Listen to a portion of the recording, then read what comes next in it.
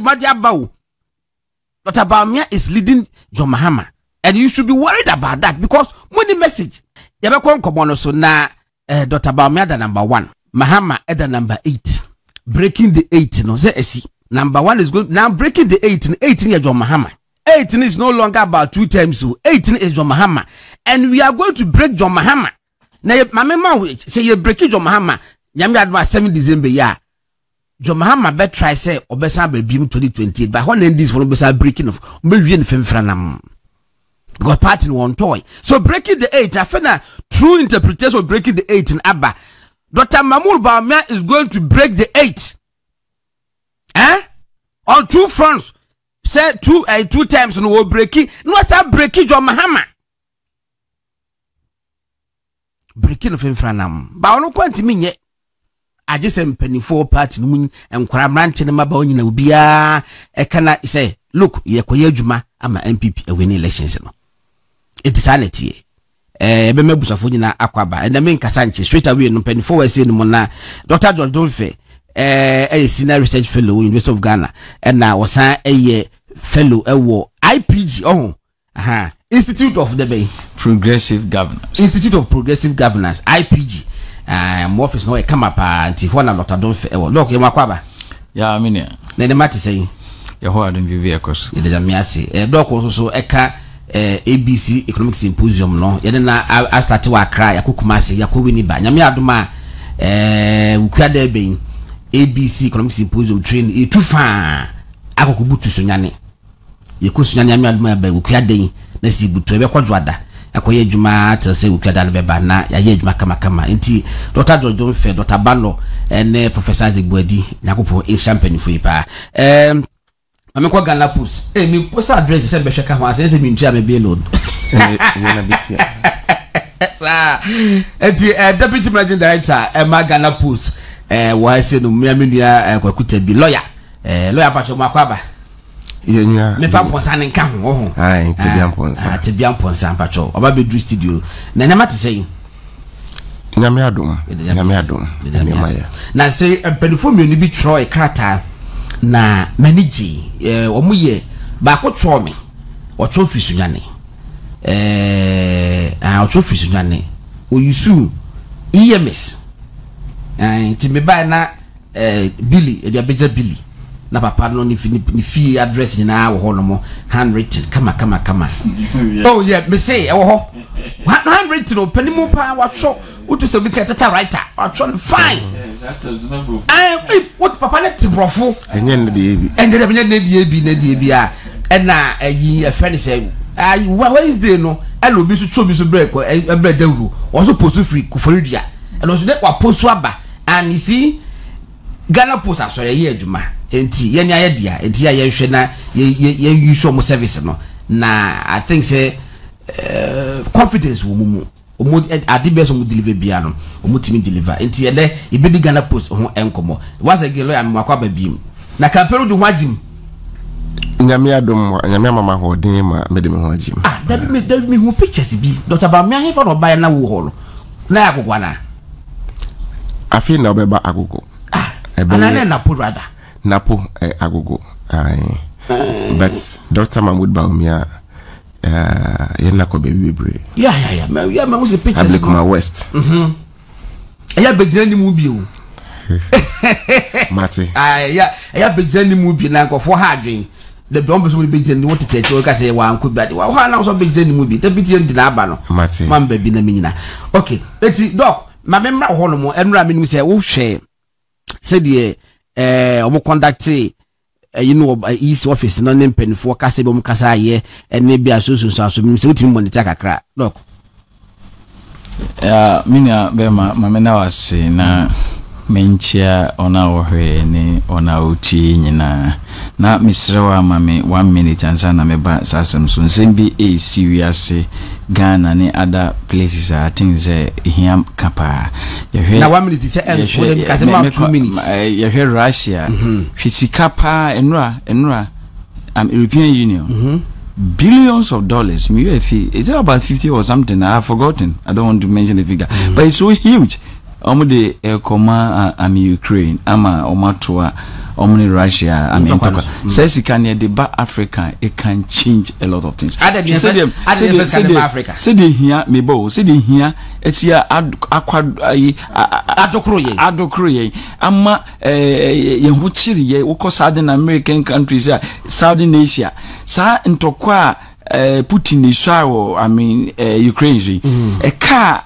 we are see a bo can say sikano ye the Southern America sabe or more as Africa and Southern Asia anka the world would have been a better place. But Adamo Fabre sir musica no enye o musica no enye ni sa say e wiase na ye wo no ye say edey ultimate ya na me so metim de ama de udi kaya na ultimi ya enye bone se obeboa omomo echire na omusu yi yo na omaye no dia development no who define development. Africa is in it. Your resources I can't be pa whatever that happen na omutimi be fire resources ko omde ye no no ya another discussion. But the American say anka Putin ye ne maame anyem na anwo no ama wa mewi ase amasanto ko we ama hwe bia nka se sika na channel an hwe de nka be sisi hwe de ase si ame Hezbollah then omne Gaza and ye se sika na ye kum nipa innocent people enye na saa de ni bi yiniti e wo Ghana ha yeah we have to speak against it there no there na nadom ahene wa hye ade bi ase a nyame no kware anim ni senka ani die kwa so a me bunkotodwe pa na na che say adwebrel die nti a meka sanse Ghana ye problem enye ahensem ye problem ye say am otumfo otumfo na dom ahene so onzo ame oyo dom ahene ye problem ye dey yare ye problem ye dey ehia so ye problem enye say we dagati ni we ever we Ashanti. That is not it. Ye po we are now one country with common destiny. And no say the now history is already gone. We yet the otumfo is a king. You can't redefine because we are baby we are seeing na agenatum. We no etwem you can't go to the past and change what has happened. The only thing I bet me a change here day. Esine any the best day echina. Enti ana history so won't mean day. Ensesa ne da. Enya sie wie. Eye nkrofukuo bi na omo kan omo ho bo mu. There were different chiefdoms. Enti they were being headed by all chiefs. And omo ye omo adwen say omo nyina ba be kan omo ho abom. No omo kan omo bo mu no omo ne dentra ekoso akon. I don't know the day they wanted to be one people. And ye krata man ye ken ho abom no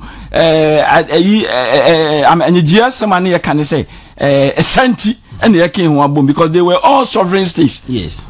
Different chiefdoms. And the China omo yo madwen so omo kan ho abom no. So and ye mfa dini Santi for. Ona Santi ne kan omo bo omo ne dentra ekoso akon no. And ye from omo Ashanti for. Right? Sa history you can't change it. And the whole world ye kan wo hina odimu na sabe amanfo hu na obi age na tuma. Asante ne kan ho. Eti wontimi ntina ba bia ankoka se asantefo na den Ghanaians should be very careful. The attack is becoming unbecoming. Say asantefo nko school. That is not true. That is not true. Omumale gono omumere professors ahodo any doctors ahodo ye asantefo. So what I say, I mean ye ho ufa Ghana statistical service data on dakro ye beko sa adini mu ufa Ghana statistical service data. Now we share one particular tribe oma scoop and nepa asantefo. Don't I mean people should be very careful. So at unima tell me say e dey unim and this our town say asemesi say you be kan no crop our Ghana ha otumfo nana me ma wache anopay yenti na no e was asemi mu eye akwaya one sided na ebi makoten radio so na say ye kasa fi a che nana no me wi aya sa be ka say ye pacho that man stop dog me that say that man stop because akon and solve problem. Say ye pese ye Ghana no etumpon ye hu ye ho say we are one people with common destiny. Ona omo pese omo ya ma entokwaba no. We don't want Putin here. we don't want Benjamin Netanyahu why Gaza and some we don't want anything of the sort here. We want to move together as a united country. Medasi Dr. George Donfe and wakasa passionately no ewo nembe bia ekokoso ewo Ghana say minim lawyer but you be 1 minute be for no mo God me da say me da watie fo nyina ase omo hwe ne momutie. I think say asema doc eka no very important. Ghana de nkai se nka ya republic. Nyina no ye nhwe no etintin no etiti a no ekokọ no etuntum ne ofri ha ana ofri ha. Ye nipa baako ye democracy se ye beko yenim. Enti enema hia wo se yetu ho anamo no ene se yebetimi abo Ghana fo na Ghana fo nye yedie enye afi na ye ba beko ye chi ya ba be se many ohini we I think say Ghana emra no establish ahinsem ene ahini die e wokrom ha nti e besre se adwobre o ye ni Ghana mra so na so mbi nkoso mra krom ha na yes Asante for Kwamponko school na we na be deputy MD na say we lawyer Asante for ya school pa za ho make it wa metie ye ma kokakra makokakra kekebla mintie nyame adomti me chartered accountant chartered accountant for 20 years. Wow. Yes, nyame adomti me san ye lawyer ni ye masters me wo masters in finance me wo LLM enti Asante for school pa LLM masters in law nyame that's okay no yi masters in law medasi na one will say o share party edom na NPP na Adanko Kufuado ene Dr. Mahmoud Bawumia edi enima ene Dr. Mahmoud Bawumia na ilday omoji school dipa enti na uko mikroma efie bia mkrachi ni wom enti Asante for school pa omo from omo resource metimi akọ ene omo enya nyina no aban no amasa akwanya no enti obi anyina ba bia nkasa Asante for school ene ye school pa ene mesu Asante ni mesu at least mesu bakwa kakra bi at least me train teacher me professional teacher me professional journalist me train journalist me say member of Chartered Institute of Marketing UK. Me a member of Chartered Institute of Marketing Ghana. At least me kuta masters. Enchi baba kubesa baba beka. Me kuta masters in international marketing. What I say? Enchi bia masters in brands and communication baba beka. Enti no bia montumbo kakra. Montumbo kakra. Ehu hia. The Mr. program. The ama amamfo can say in school. No, with the time Emrofono by no, answer no more bebano. Now we were, already were established. Until me Legon, me a Chieftaincy and Development. Yes. Emma Professor Awidoba, if I'm pronouncing the name right. Ekansasem way. Say the only king in Ghana is Asante.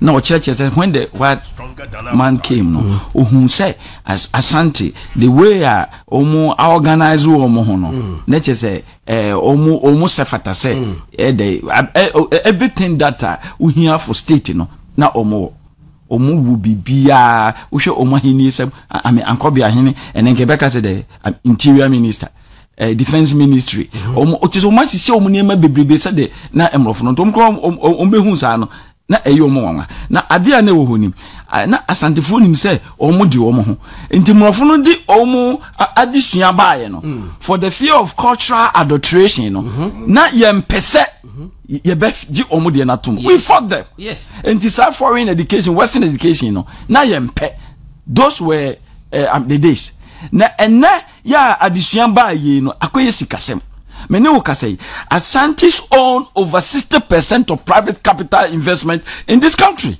That's the records.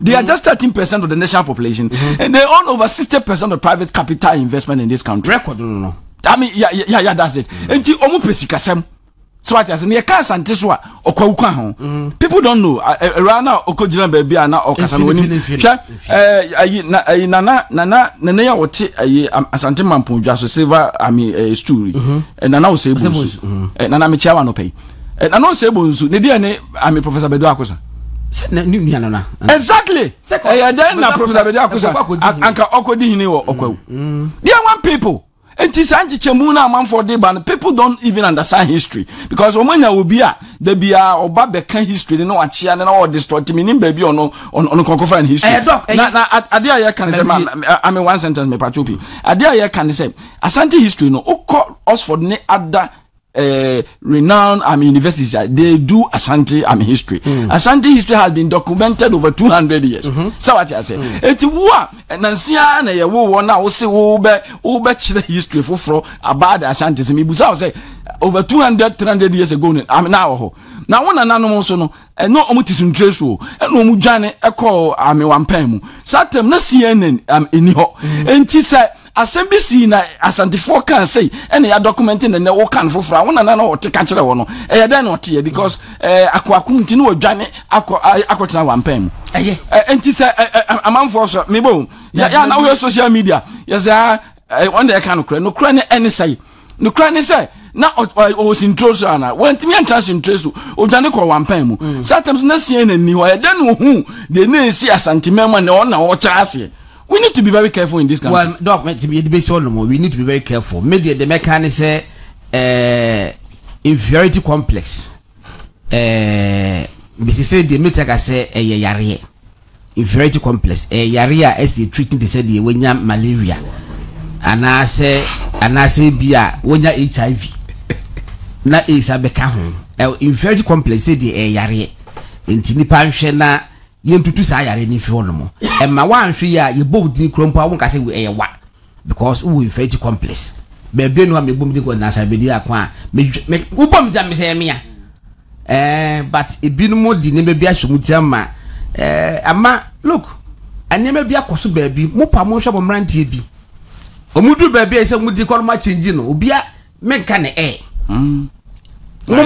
fabro for this gumu when masama momrantie bi kwa change omudi me mate ba ko bi e wo Wesley College enyina nam kama etin komma afi we university we ya ko university afi misiana woni di no asesa no wo de me bodi na kire upo ne send them was that be is that what they say I'm not to say we've struggled to come to terms with that but any baby a friend ya besere mu Ghana yenyina ya ba ko hwe kwaku dawru wo free cover lot ikuru me ba untumi radio kwaku dawru afa me se mi apanyin na me I didn't know say bedu be kwa because mi apanyin po na me nim se panyin da kwaku dawru afa me se mi nim apanyin na me preko pe as we na me na free ay cover lot ikuru and na no ane papa free mu me traka say nipa first 4 ya wo mama ne na meka ho yes e da na wa meti me fresh e da na Professor Azibodi so wa me free studio wa straight away and me two car and me from be na me ko ma obra comfort no tifie kwatena se ye din komo se ni se yenyina nipa baako. Why do we do that? Why? And now look, Chieftaincy Act no and the chere say odi kro firi hwa na be aba we firi no fi aba mo pa mo nkwohwe Chieftaincy Act no say no musi e couch no Santehene and Paramount Chief Asante one ko Paramount Chief one can say Santehene and other Paramount Chief o can say that na say yeah exactly what ya tene ho you can change history anyway breaking the 18 and confirm so new na 8 p.m. that's ho oh okay 8 p.m. that's all mo dia and mahu eti me ko Ghana Post emra na ma ko Ghana Post emra DMD patcho ye ko Ghana Post so far no the story of Ghana Post eti say mo beto ni say na he fele sa mo dia du God me da se me sanda etiefo nyina sibiem ye ba 2017 me join Ghana Post 2017 ye ba ban mu okay ya na company na our honor since the 18th until 1874 or so, and it be Ghana Post. Na enema bibiri honor na enkoye etiche kakra. Na sikasem enkoye. For instance, 2016 na average revenue a company in a year, in a month, a year bear 4.2 million. Inti afeno na company no revenue na 51 million. Na a free bear October 2016 na major airliner FIN my courier business a year adit ye ejuma ye dipa. Nti KLM na ye main airline FIN ne makwamo no edebana na a Ghana Post ne mafa. If say Ghana Post at the KLM ka $800,000. Systems, net company no need systems in place. And the company no ensure that the software be a bonebe friend or ERP system. A bit me ama ne dwumedie aye connected say obi okwakoto ade na beba na ebetu ho ka na ebeye financials no na ni hosa. Into company na afimu no trial balance or no trial balance na a year ready after the end of the year. The company ni Juma January February up to December no obi antimi on a trial balance at the end of the year. Okay. Na company ni so need systems in place a bitimi ama modwumedie no o maye na electronically. Out of more than 300 post offices no, just about 25 na networked. Na system a na use so your friend EPS no.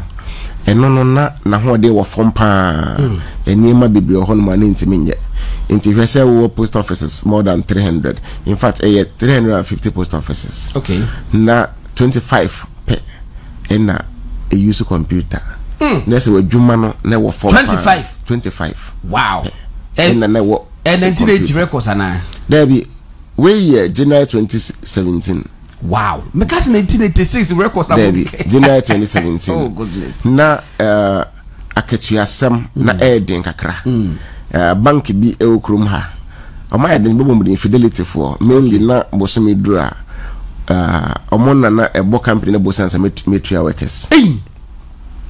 Enya sa sala ya nitimi delay bi ana awotwe ene akire.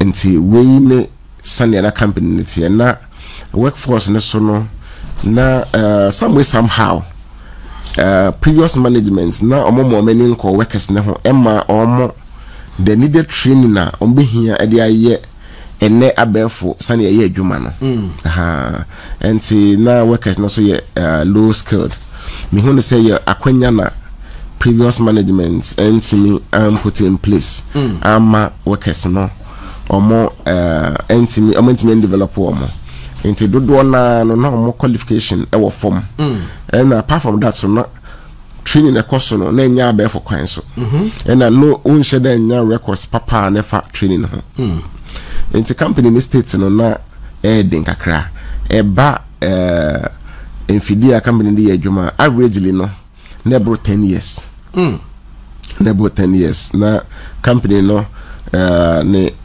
unse courier ne delivery adwuma dey obehia motorbikes na company motorbikes kakra bi na wo na vehicles na so na kakra na wo so na enyine pant na cost of maintenance e wo soro electricity bills na wo soro pa esanse na company ne hihye mo no na makwan ma enye more efficient enti we more any some of the few things I bet you most of the post offices na sabi ehun paint na che papa and ehun paint na renovation ehun sem so na ehadwen kakra na eba Ghana Post ye part of Universal Postal Union for UPU a UN body yes ye part of West African Postal Conference Pan-African Postal Union na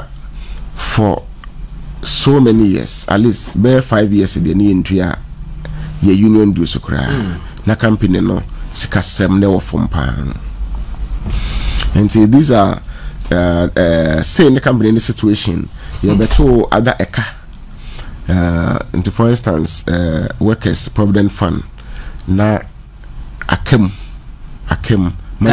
management atete every mo salary mo na so ni ntimi emfanya investment na wo se ye no nko ano na etwamu 11 million Ghana cedis busumi bia no ai na workers contribute to provident fund enti yeti omo na company ntimi ntua enti na se anka ya nti omo na nka salary tua no so be yedin na senate ye de senate ka na ye de GRA eka kese pa run into omo assessment no na ye de omo ka be 10 million enti na company no ewo ahunhia mu pa asat beginning of 2017.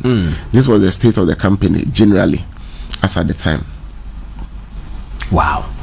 And a very interesting say Ghana Post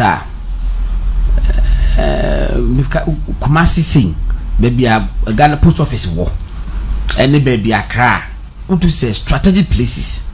And you so you should because Santasina your postal address na SN 150. Good. Make that that's okay. You postal address was that's SN 150. We call letters you come. Minimum then happening within that short period yeah, na more than Ghana move. Yeah, feel na no say and now all of a sudden I feel the NPP buyer was said to manage alternate things around. Now what is the story now? Okay, and see before my back story in the say you know. Remember a little comment on what you said. Okay. One say abrabono if we are saying kasa dynamic, if we are say every day no be before froba. Me susu yemu no abaya na wo ho no na omo sheda nti o mani Ghana Post.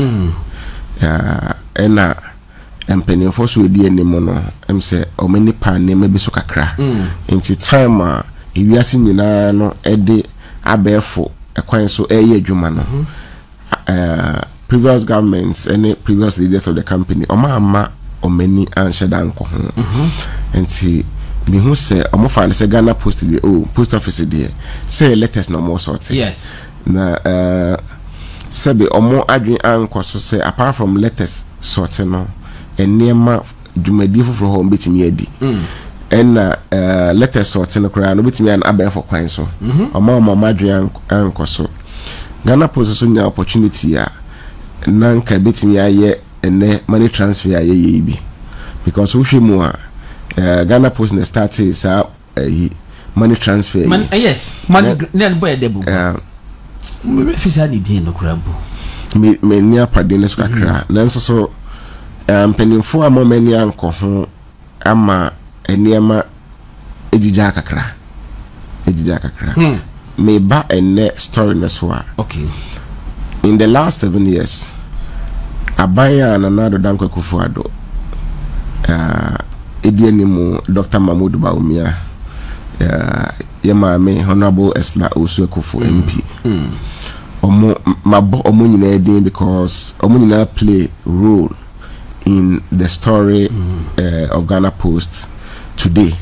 Intina me sheda ma omo special you know omo abom homodin pa omo abom homodin me ma me fi your former managing director James Kofi ono so ebeye ne die aboa ama company na ba bedru baby ewo ene no company no emu picture me started with say 2016 na revenue 51 million.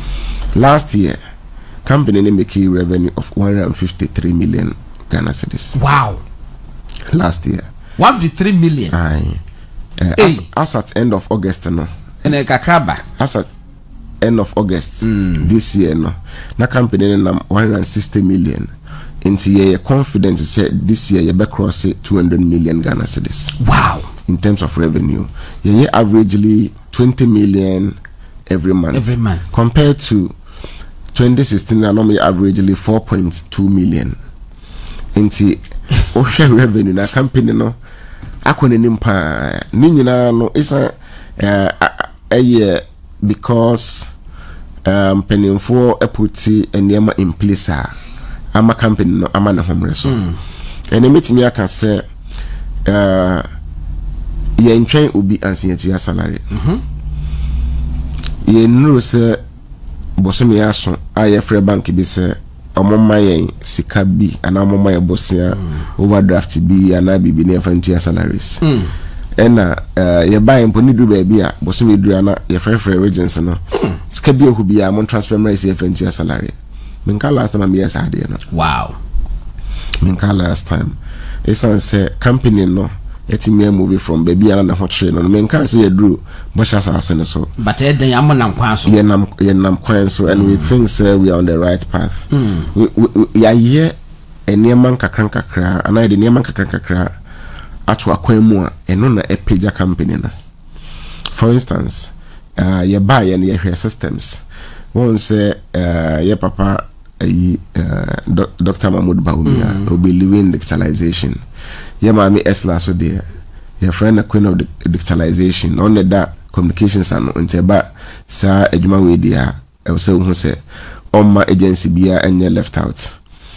You start say you upgrade your systems no. Your EPS system no. To the extent is say a bit me ama post offices no enyina no aye networked. You to talk computers edema post offices. You trainee workers. You upgrade the system no say empo internet ni hwa. You betime the system no aye offline eduma you the best serve your customers. Inti ene se wo se ni bibi e Ghana poster na enko ya obetime atena ofun so. Amonta attract anti say bema your customers enya rehyimu yemu na ye bia no me twemu bi ntino ye say ye be upgrade your system no let me track and trace in the baby obe send ade no baby na bia hu say if we ha edru ha e Ghana ha obehwe wo phone so possible.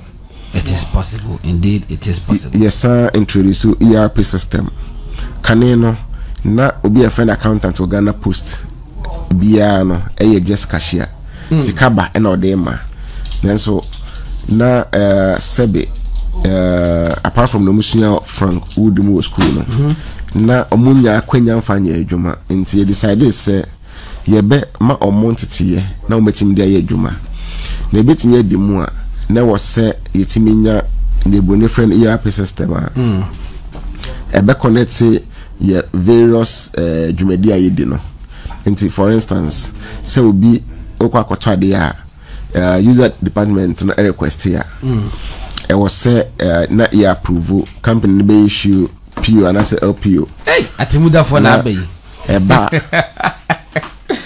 say nipa no a supplier ye be goods receipt payment invoice ni nyina no company no yes ye be ni nyina no abe for kwan so e wo ERP system ni mu okay ye nya outside nti and also so eboa yema ya training and crofo no ene oba Ghana Poster obi o se odi computer yedwuma bia no e de computer yedwuma enna onim sane de yedwuma ensene nim keke onim sane de yedwuma ya twade ya to efa computer mu se yedwuma de bia na ye efa abefo kwan so efa computer mu na ya training ya mpenimfo ene omu yedwuma nti an original finance manager bia no o ka kire ni say ope ni PNL assets ene a obenya di amount obetimi ono abetimi akọ system ni mu akwa akopuli e di amount opuli ma wa ono akra betimi asa twro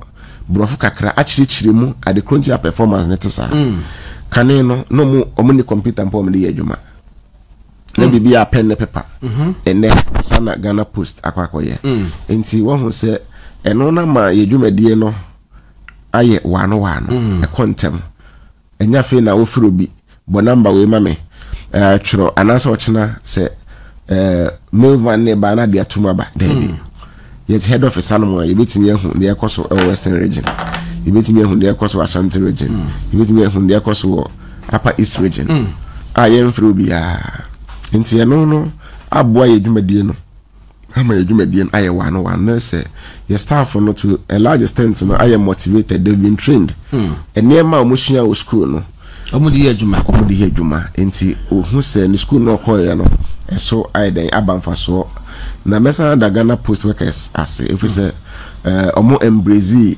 change ema omode ahonkeka ene odone anibre so esunsua eniema ye se ye be chekere omo no enti we no ama ye dwumadie no akwanimu eka na de KLM ye tua eka no $800,000 dollars no matua ye tua in 2017.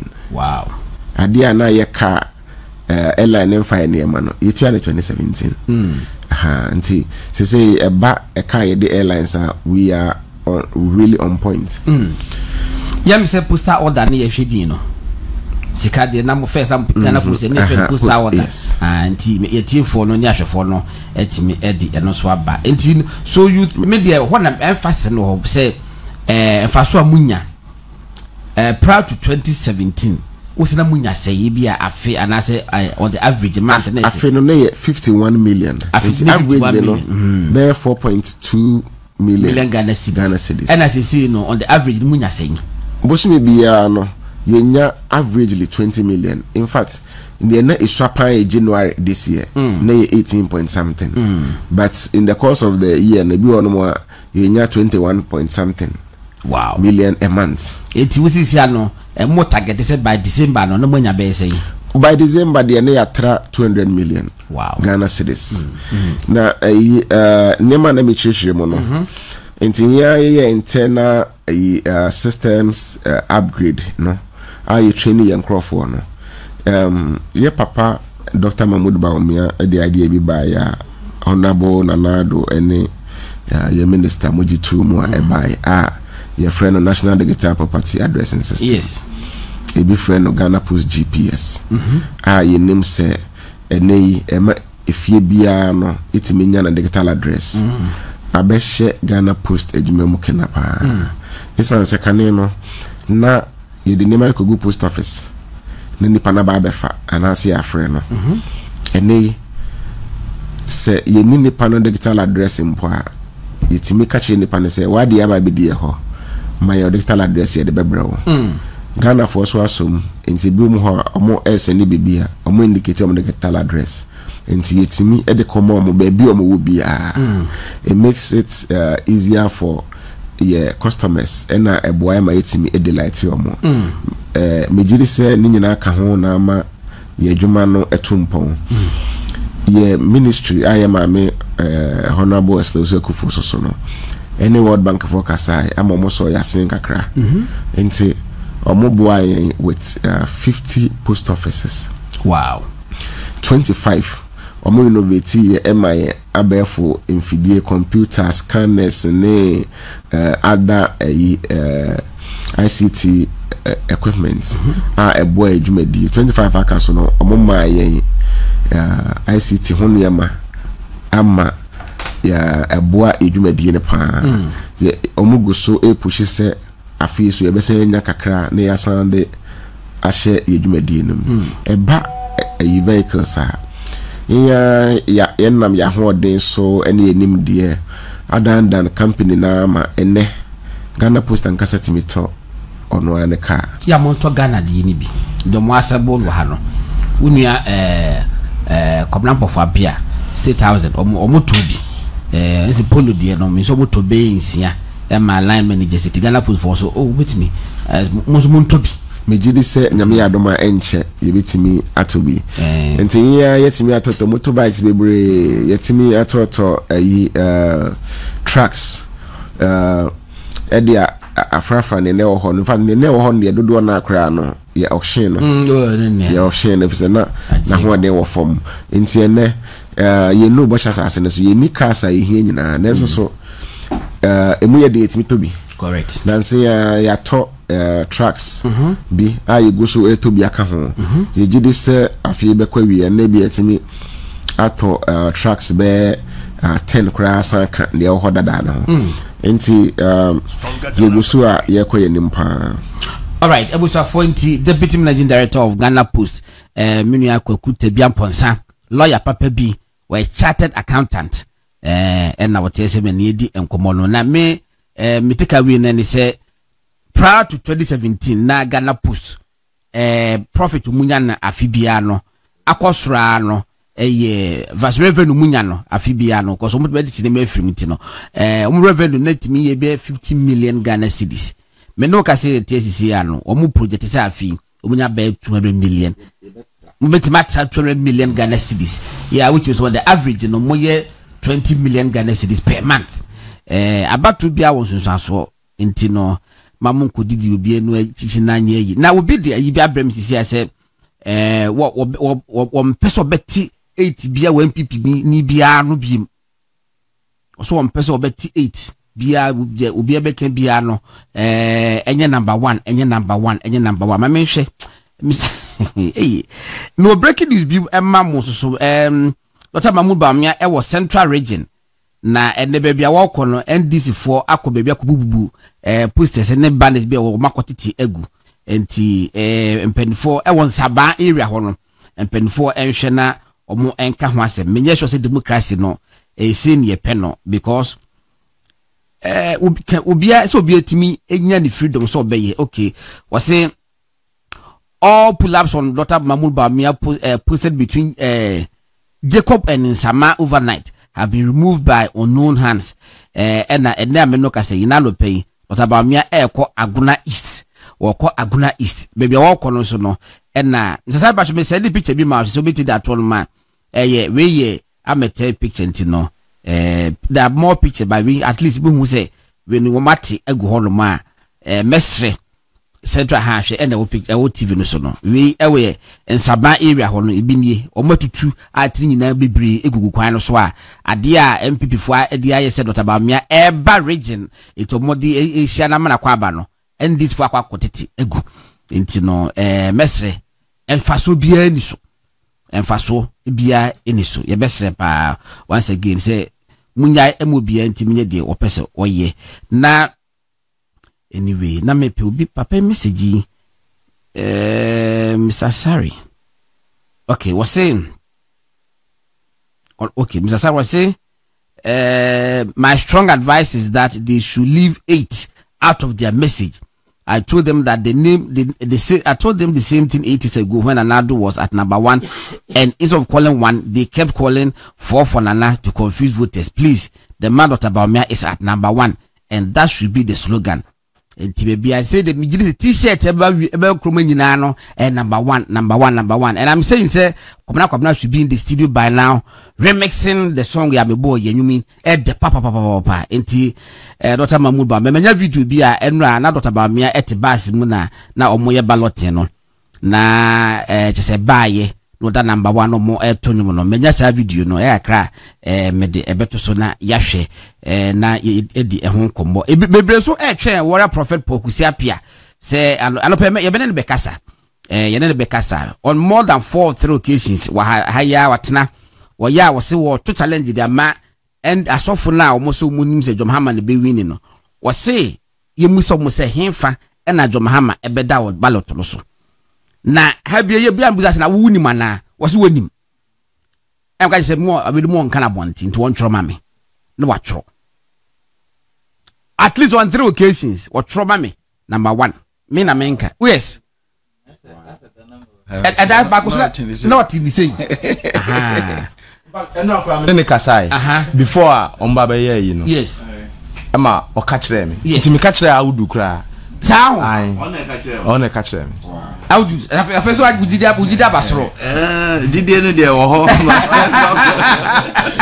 eti kakra be frɛ warrior prophet pokusi apia metimaka so far de nna di nkomo waka se bebre a kyerɛn a okukuam wɔtrɔma ye wo ye sei eto bi ada ko de to abɔne ka kyerɛ sɛ masa tobo na adamo ne honhom da so wi ase wa anye careful a asembo ho no ma wo de to abɔnte akofo betima ko wurewure mu akotinyi de bi destiny etime se wɔtrɔ me say number 1 sa entino eyo ya and ya akra bia be fe warrior prophet Paul Kusiapia ade ana se me pamene ne yenya case kaka would you birthday na wo twa picture say yemfa na me se fa picture bra na yemfa to so na yema happy birthday ba na yere ka ho I mean me se wo yere mu na mu di birthday bom the two have become one say Eti me say me nye. Me that say. E won in chain. And here the one in chain. You mate. Eti my member doc on mo. Doc. So far we just a minute. I want the Ghana Post o matimi aye attending things around say revenue generation 50 million for a year, and the NDC no mobile project more than 20 million revenue for a year. It is saying yes, my main concern NPP by institutions, no, especially state enterprises money at the no ebia udi omochi anahwe omo nkrata ma utimuze omo ade pa nsachira ya de ba ko me pewo NPP huni ze ya enema ya ye ne dada no ya no de bi on person de nsachira mu ede eba compared to NDC without any fear. NDC Crofobia Brunibeka said they are conservatives. And Kauheso Anka the political orientation I would have expected NPP rather to be conservatives. Omnomoba said since you win the BIA no more percent on the Benum Santi, they don't want change. And if you don't want change, it's very difficult for you to get new results. Because if you keep on doing the same things every day, you don't get new results. Yeah. And innovation, ARDB a hallmark of this particular government and political party. We hear era John Ajekungo for bread, so a lot of innovation. And Sabri, so you quite a number. And me promise empire, I think they are doing very well. And then say me frere or born in a concacra. Akobi akotena abruche na omoma ne ye omoma no ye omoyima omo advert. Okay. Okujena ho ono nansia na wokọ abruchiro ye say ankre hunu eyedidi. Akọ abruchi na nsia na clean toilet also ho onfaso che ye ne university PhD holders. And then there so office de wo ye na ye mawa obi no me konto. Koso na ye ya wodie sa na obi so tin kwanche eton kokko ono no kokko no kase wonya aton na o me president crown pe nyame de wi anyame boy no what do obia de obi otimi ye ene de ope amano so what I say it is a office e wo no se obekọ obetra am Holland now emrofo no unze omumudidi ano pe me se o man ya na omo yin mo na ye free ho Peter it is say Peter what is say ya de nyamiase na Ghana Post come on no pe ye die me say me dem e kwani say and then this now revenue generation about 50 million Ghana cedis a year and the NPP omu project say afin on benya more than 200 million Ghana cedis revenue. It is saying just a minute. Oh, media the American say obi bia osuro nyankopon na owo man mu na da form no be kanu kre pa ebedi adanse say Ghana Post asesa. I mean mbebre bia etwam na ye nyina letters na me wo school kra nya nickname be true letters at church and me kan abonten ye na ye share obase wa na nickname e mu de unti kan abonten na makachira wonti se ubeka no kure pa na oni da forma ubehukun se ampa anyoma sesa in fact this time crampo no omo ewo training bia penfo na omo Ghana Post ni na omo addition na omo nyoma ewo chi kura sese no bebre enya nsai wa unua Prince Hammond office so this sister no adwuma Ghana Post. Okay. In fact the new year ebaye no wa ye adwuma wo ho che na odi adanse sa ampa nsesaya ye de aba obi bia o ye adwuma wo ho obi bia ono mo din inkuta ye ne nsesaso obi ka no kra kire se nsesaya bebre ya da menti be bo maba so na ya bompa ya mo se yakopon mo a no mfa company nkom ami mama ko alaji what put letter na saying mbacho dabi mama nchia etifo ane ashefo na me wo he me anopa me ba na na mo kasa Ashanti for ye wa fa ye nipa ina e studio ha ye 6 ye 6 say me nkwa na me free stream ni nyina ya Ashanti omu nyina 5 ni nyina ya Ashanti for the moso yabe alaji where are you wrong me papa e dagate wow that's how we are me papa dagate me kaba o de me sese biso me kaba semeti say Ashanti for munko school Sebi omo na obi akusku mako school pa the least I'll pay a first degree. So bit your baby. Now me Peter knows my position now as on him na mukana say. Men can ewo from on air. Na alagi ti hwe. Yes. Lambuzie ni ba. But me fa se be mi apanyi prekope. Yeah, now we are one people. Tell me the my temper. Also men yen sir. Yeah, nipa back. We are from system now. You are building Ghana. No. Yes. Intermarriages. Me o say Sisala ni aware nkrani aware Ashanti ni be ware Dagati ni. We are living as a one family, even though different tribes, different ethnic groups. No, we are all obiti honor say look. Me free sire, but Ashanti Hene, his place in Ghana's history, nobody can change it. Baby Owo on the top of a ladder, nobody can change it. And they my mama worry, mama, don't be overly worried on this. Nipa no, Obianim him said the otie. Me Peter, I won't say it on air. Peter, I've always told Peter about my assessment of him. So I want you to say this on air. No. David, I want you to say this. I'm going to say that this. Yeah. Ghana Puss. Okay. Wanya me pa. I send you on my ane kosuno. I am tro. So that is what I'm saying. Nobody can. The latest one I dey asemu nyina boy. Entronkwa. When I catch you say adanse hene. Masho tun fuase. Yes. Look, last quarter when me say O2 for about 54 paramount chiefs nation I say. More of a friend me go ati am say asem na I say no catch him. What say? Na dog one way chieftaincy. O catch me ko carry be so 50 about 54 paramount chiefs na share O2 for ase. Afa body di matam I say just na me to work no. Me ni me history na. More than 60 paramount chiefs.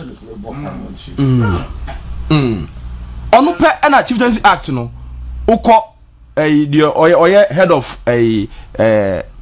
Ashanti Regional House of Chiefs uncontested. And his name is mentioned. Nti no be hu yin say odo beto abontene na oye obi uncredited na he did it. Me obi send message say hey Gordon, so is it possible say e bia ayi bi beba say bia Asante achim na otumfo ba na Asante achim ma hene say o manemba say bia bogu ma hene say o ma otumfo ma na obi na dibusa me question no etimi dia ye fa na kwa nka me topic no. All right, yeah ko no, but my answer is very important. That any possible. Just that he's so passionate about these issues. But you call Winnie back program no, and upon me call radio station back be. Na me de tola meet you woman.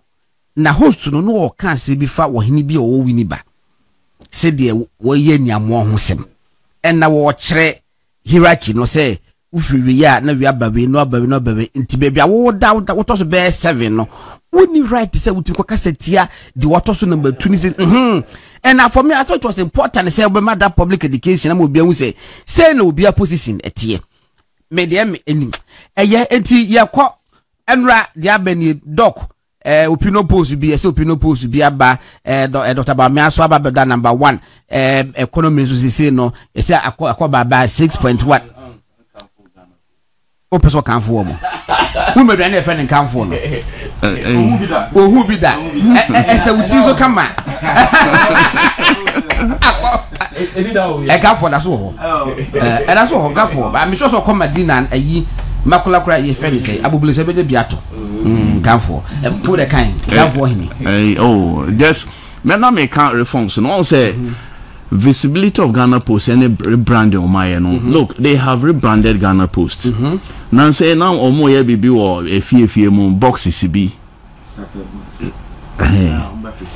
Yes.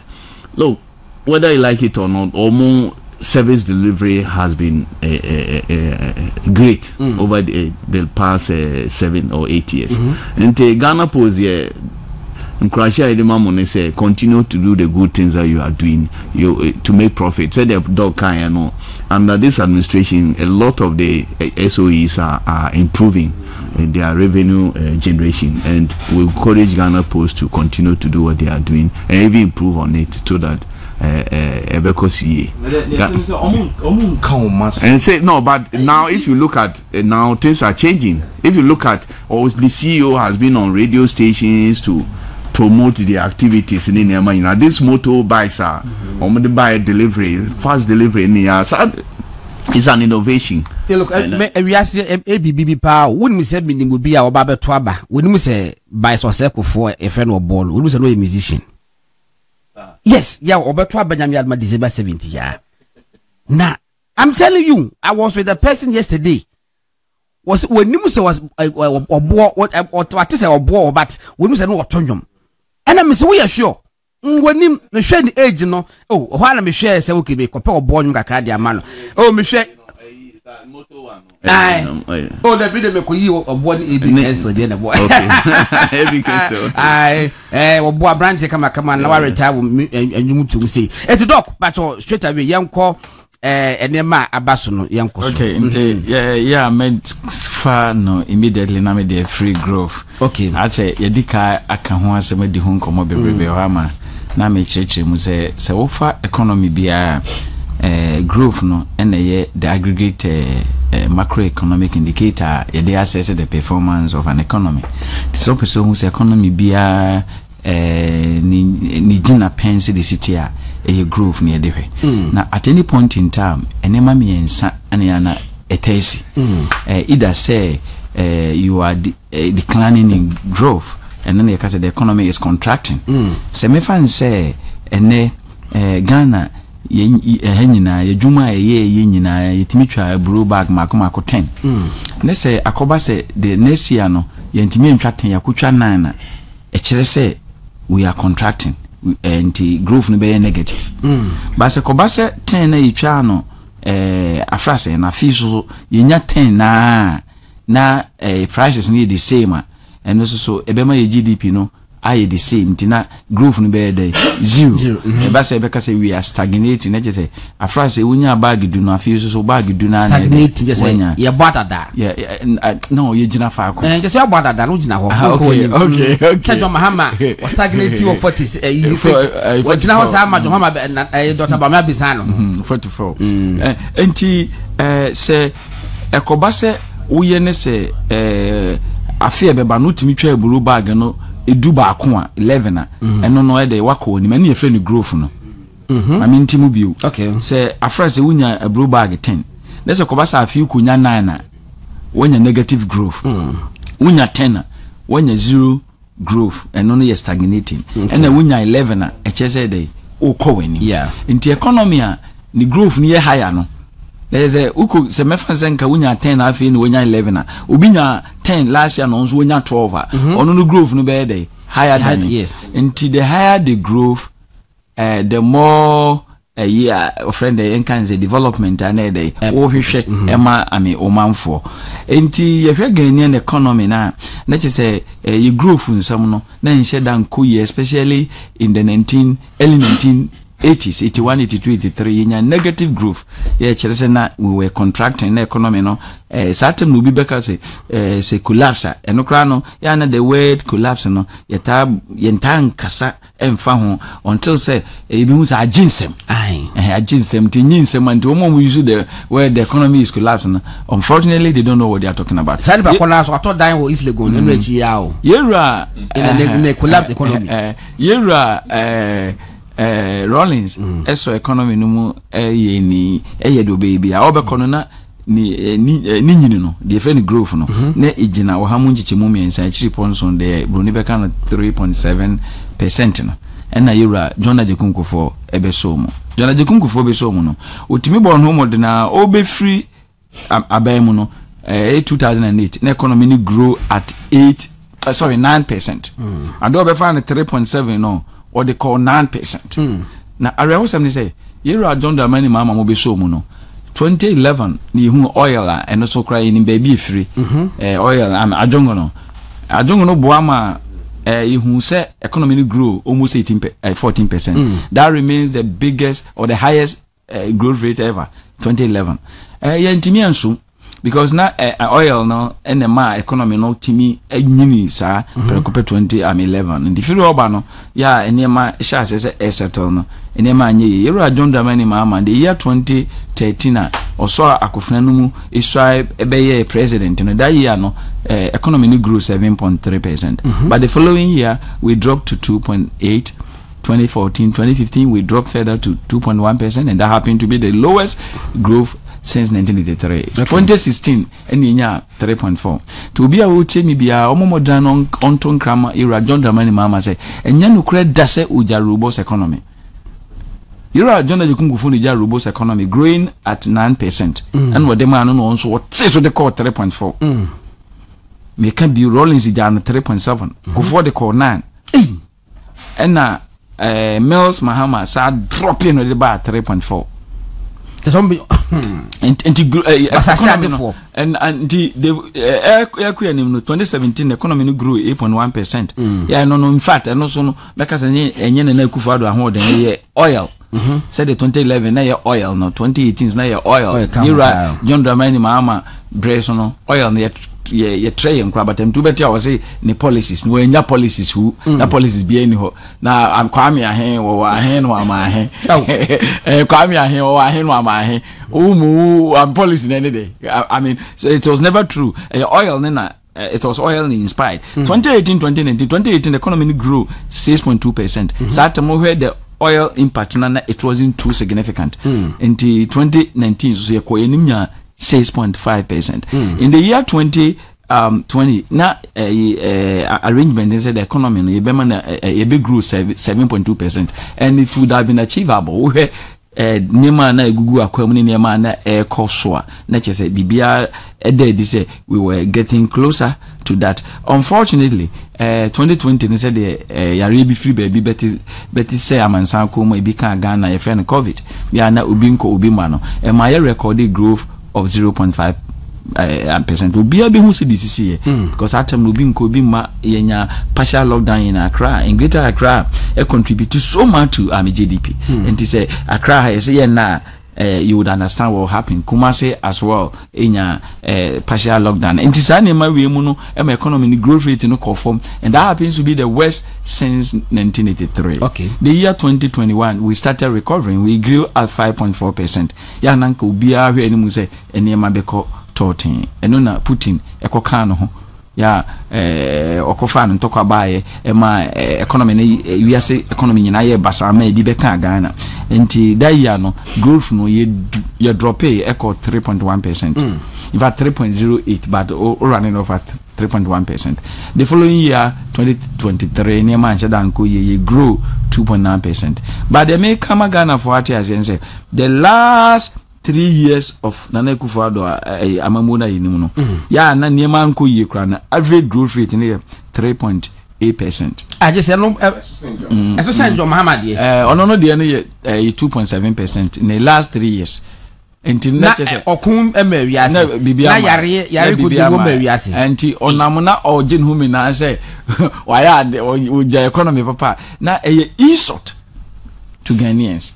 So because that is not true. Now, Minya, the Dennis say you will have few women during the first quarter of the year, 1st January to 31st March, economy grow at 4.7%. Now we that was higher than the projected. Okay, we did far better than that.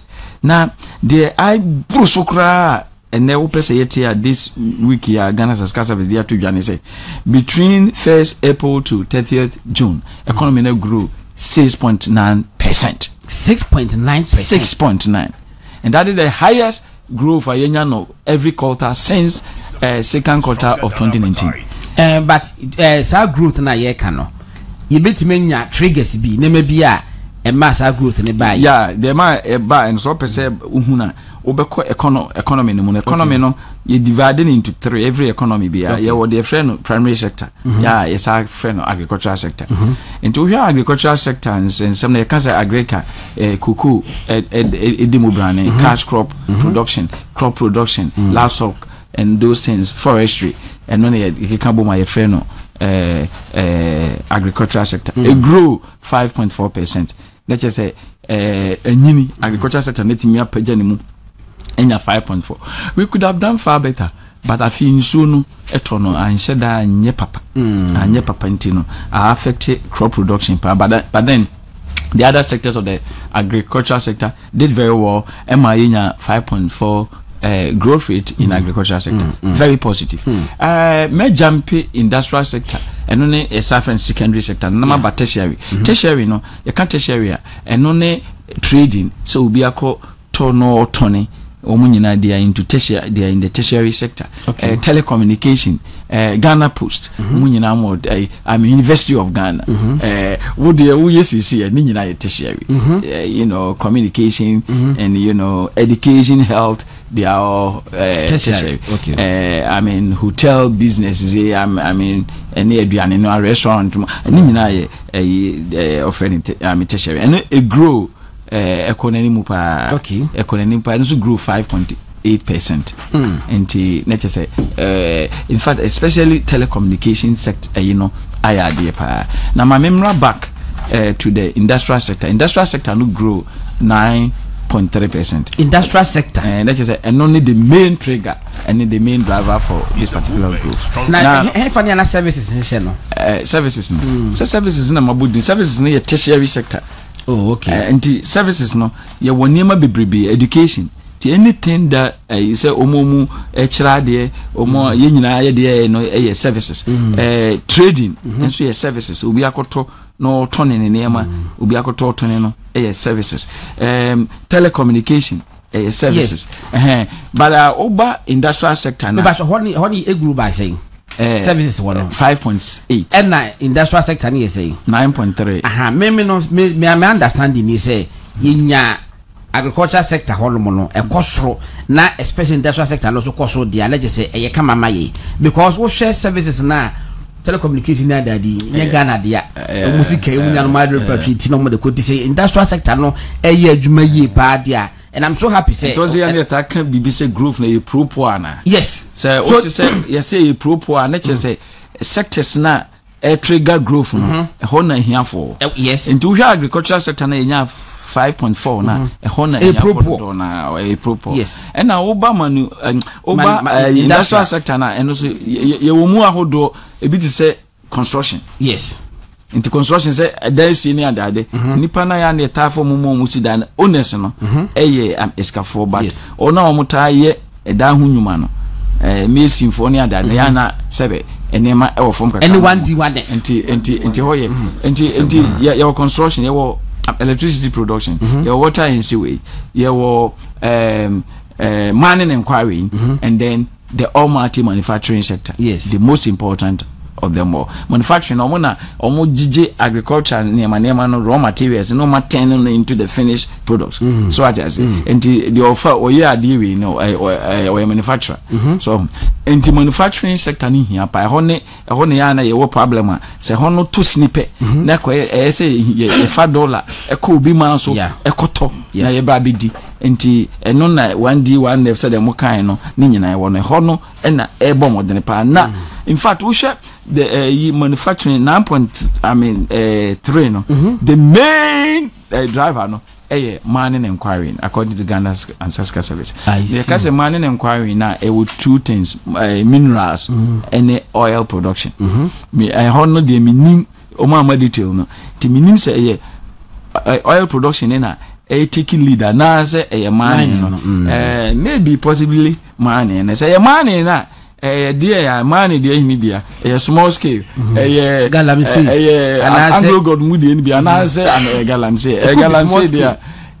galamsey dear and no problem and no dear say or the one bar with Jacka 10 and net yare be kidney moon cancer near the day or momu ye galamsey no mu kubi papa a hono any asudi inti economy no Bruni Beka say it is fast recovery. Sorry, Jinani Naswa, Ekopa. Now, you are don't many mama ebecono. The last quarter of the year 2016, the economy grew at 4.1%. Tine quarter woman grew near 6.9. Yes, now one nama. Ye nama obia himself 6.9. Esuche 4.1. ti wona ma yesre no ya onya se okeka se uja robust economy. It is not true. Okay. Eti Dr. Jordan Fair, we senior research fellow and University of Ghana and IPG. This is a metro to hasi. IPG says this is a metro to mana metim Institute of Debate Progressive Governance. Institute of Progressive Governance.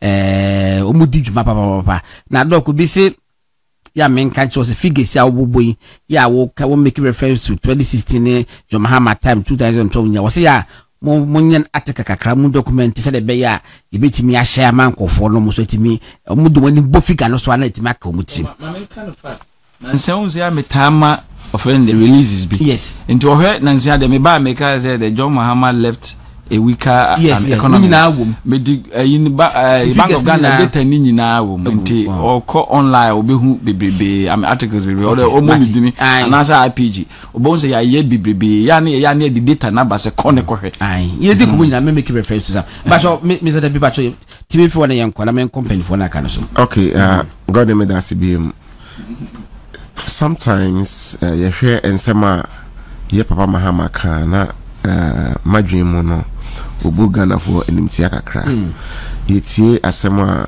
doc eka asisi ya ne performance GDP performance emra no owo ene osantimi ka se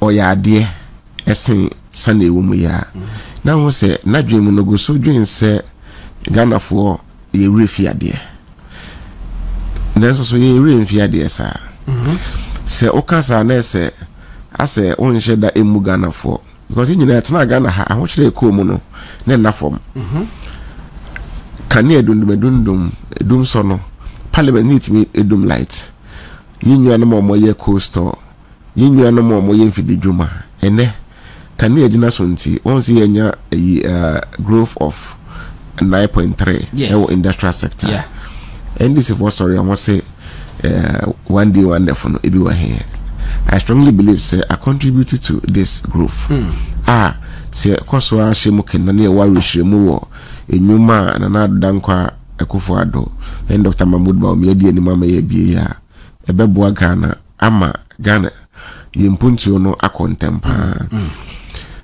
adi bako ho no manwase Ghana for eji tum ene se yen kroma se yesi ohene ni ero ne mpabo a yensanse ne hini biom dabi uko enti obi a Ghana for edi ebufuo edi oyaw ato abatia wo sei na ogusu enam ekansem awa wonim se inim wonim se Ghana for nim se omo esi apene omo breye emra na wodi so nenso pese oka edane no na se nim tia na obu Ghana for yenhwe ne mabio baby NPP edi Ghana babidru no NPP ene wo sinus wadi hu no ewo hu sebe nimde ebetimi atoa so ama ayeye se ya hwe ni science emwa oman no ye hu bepen emre bi atwemu NPP edi free maternal care by minim se kaya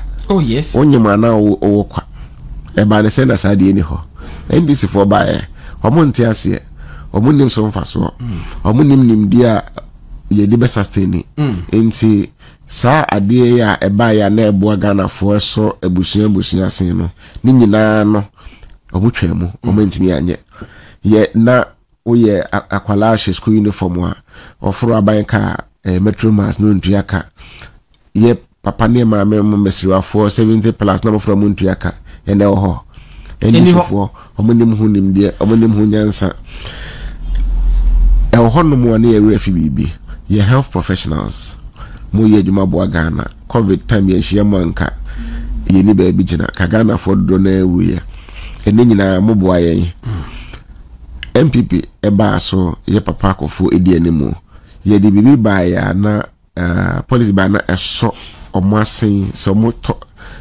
car them say duty ye di ba ya na eyi free hokora ma omo na set so kora ene yo ho NDC phone sebe omunim ho nimdeɛ ɔmo nim ho nyansa ɔmo nim de ɔmo betimi ayɛ sustain no enti enema MPP de ba nyina egu ye Ghana card ye start ye because start na ye djuma Guinness ye course ye ko ye bi ye start na nyame amefia MPP fra bemu NDC for ba ye na ɔmo nim ho nimdeɛ enti ye ntimi anto aso ye papa Dr. Mahmoud Bawumia ene esan eji esine naso ehye mo kenama ne Ghana ni bia o se fata se o Ghana card enye bi sana free SHS ye dia bayi se ye di agro na yesesa yensa NDC fo omunim honim de omunti ase omunni gidie wo mu in fact before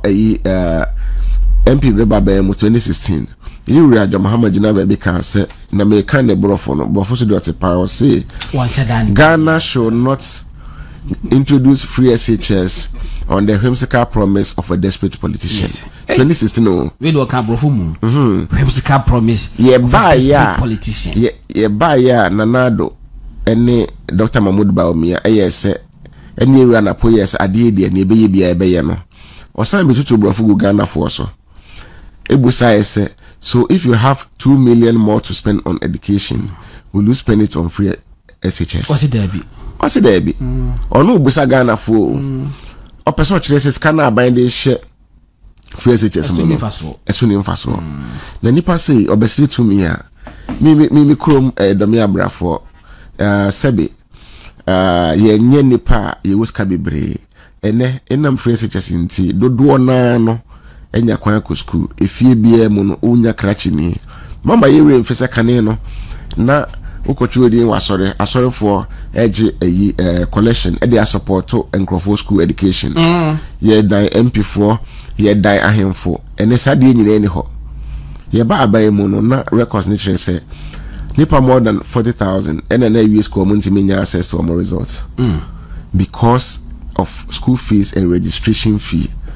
And the free SHS no, a cover exam registration, a cover books, any learning materials. Can you only Pasco now was any Pasco any solution in ano school for one a boama Ghana niba etimi enya ni ohia bia addition there. The best Ghana for.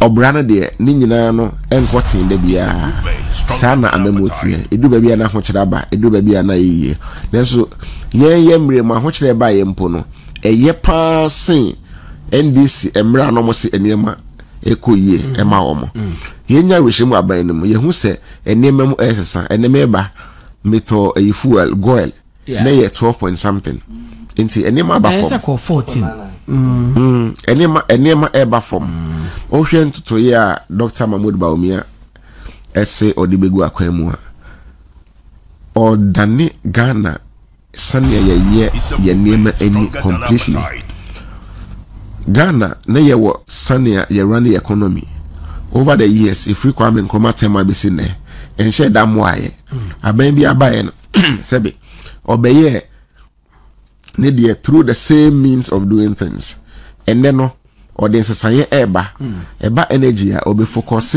on se ye wie ya ebo ye hye yi ye binya so mfaso ye de solar beba eno bema enema sesa se electricity bill ba for mo enema dodo na beba for mo if the nyuma for eho ka ebeba for mo nti ukoto bibi abede ebeye mre waka ye tax asem waka duty asem se duty no uhwe mu a nipa dodo na no e try some bear smuggling enti kakra bi etua no ene edi nyina yiro mo ko sana wo free tete Dr. Mahmoud Bawumia eden hyehyeye eba ebeba from aye rita ehu hia so kakwa smuggling enti na sika e lose through smuggling nyina no ebeka ho a no bi etua kakra ne nyina ho ahare moma enya rehye mu enwo sa krachi e friend Dr. Mahmoud Bawumia mu medase oye abrantia owa ho brase owo nimde na brabo eni na namu to bia no eni bre eni seriousness ya campaign oya unse onfa bibia ni agro odo nipa owotema ofa nipa nyina se nipa nyina yepe oni di atem basabasa oni atem bo no edi ne basabasa yenya aweshiremu ni mu na yento aba no ema no NPP Dr. Mahmoud Bawumia only number 1 nyaminti obewini aye number 1 to break the 8 press 1 to break the 8 press 1 all right abusa for aye won't me radio 95.9 8:38 according to my studio clock bichimu na wo hwe no wo san hwe wo movement television so mamenko Peter ne Alaji who be first sir Mose Obi say he left many economists. I've just seen some historical best me pointed. And I can collections. Oh, yeah, because horses here. See, when say many Peter there no to economy there Dr. Buffett. Oh yeah. Oh, when you say doctor there is all over. Also must say John Mahamas na me share data kakra we no more research be doctor no University Institute of Statistical Social and Economic Research or money International Growth Center mo research be between 2012 and 2015 na research no say doom so happened between 2012 and 2015 was always the West in Ghana's political history under Mahama. Doom so severity, and yes, even the length of it. Because okay, say if the bedroom could be crana doom so 48 hours now we need Kenya. Your 48 hours doom so now your 12 hours to be Kenya. That was what we experienced under Doctor. Mr. Doctor, yeah, Papa no one year doctor. Under John Dramani Mahama. Now during the period, also SMEs nkwa lusu sika 200 million Ghana cedis. And omo output sales was down by 10%. Now factories companies omo survey 885 firms. 55% of those companies folded up within the doom so period. No? Wow. 55% folded up, and Mahama economy now also now what's in here fine. Oh, me say is any omoye survey. Yeah. Is any International Growth Center and the Institute of Statistical, Social and Economic Research is in fact Professor Esumi was I think the lead author of that report. Yeah. Esumi. So Patrick Opoku Esumi. On no issues as statement no Peter Oshe Mr. Peter Gordon say a majority of businesses in fact firms no work Kumasi Tokradi any tema majority of businesses were engaged some say 80 almost sample 885 businesses and 55% of that you can work out the number in absolute figures folded up within the period between 2012 and 2015. And a majority of businesses were engaged in textile and garment. Doc, any industry. Yeah. Textile and garment. Majority of factory folded up were under this and this was followed by wood processing 20%, 20.3, as well as food and beverage others with 13.3 and what I'm saying is this is the most critical point. Even though the affected firms undertook many coping strategies to stay in business, it turned out that majority operated fewer hours. Majority of them, because of doing so, fewer hours. 60.2%, followed by lunch time. In fact, 62% of those factories operated fewer hours. So how do you increase production with this level of production? How do you live a strong economy, so-called strong economy, with this level of production? Naminia or even employment it was a problem. In fact, I cannot remember say essential services, say nurses and teachers. Yentimi employ on the jail backlog no man about yeah. Okay. Mekai. All the economy now won't mean to teachers allowance, ultimate to nursing training allowance, ultimate to even teachers of my age, 2-3 years, and now I'm 3 months salary. Economy robust, ultimate to even workers. And former President Mama, the Obia named the record. I say Ghana for your short memories. Ghanaians will tell him, say, you shared any short memories on 7th December. All right, Aud Mahama. And I'm not in Casa ne Walker, economy as a wajatan and as a dendeno. I say, what can you use so? And what been, and never been Nayana, a hundred, but Nina Wuma. Me matime fa me fa alcohol mo mame kwa homa no so da me hwe se menya me ho huiram na di nkoma kwa se minja do Warrior, good morning. Yeah, good morning, Mr. Gordon. And there would the Mr. Did me din kan If I am the dance my next ana wa am lo ho ase na me start bro for na asombeto. Wow, I was a for a warrior prophet for Kusiapia and na meneno ewa homasu na one day leader Charisma Temple International Ministry ewu Kumasi nisa wa B branches so Accra say no more and na watabe fede na menena di nkomo bebre kokoda rose na di nkomo bebre ewo wuntumi radio 95.9 any movement television so our Accra ha say na di nkomo bebre na wakeka nsem bebre so akere bi akokɔ bi so abonten enti ba ko a sisi ababeto dwa ne ballot na enura ekɔso no na ballot ekɔso enura Dr. Mahmoud Bawumia ebeto number 1 na Prophet Kusapia akana ha more than 4 times say omo a omo se omo ahye nkomo se John Mahama ene be win the elections no se ya mpa so munim sa de na omo nka baabi kura ye ballot na ekɔso enura na baabi a John Mahama ebeda ene baabi Dr. Bawumia ebeda eme busa say na wunim baabi a wunim sa wo se Dr. Bawumia be win na wo so be win no wunim baabi kura ballot no beda so I got the mini ko ka na me so the mo nka and one trauma me. In fact, what trauma bear 3 times, and I can put it here on record. Say what trauma me be number 1 and what trauma. No, that's a form you know, and me and some point the way say no more. Peter Nkuma was say, Ransford Okanya Bua Napak president. I was a Napak president, Ghana president. Napak, and the first Dr. George Jofes. I was say no more. Prophet, and Ra assemble to Jane at was saying. So, friend Munyam ne asda emerade. Odi ade nyina mu yede na ase emerade na menchia Dr. Donfe. Ene openia o wese Uncle Ben retire no mese ho.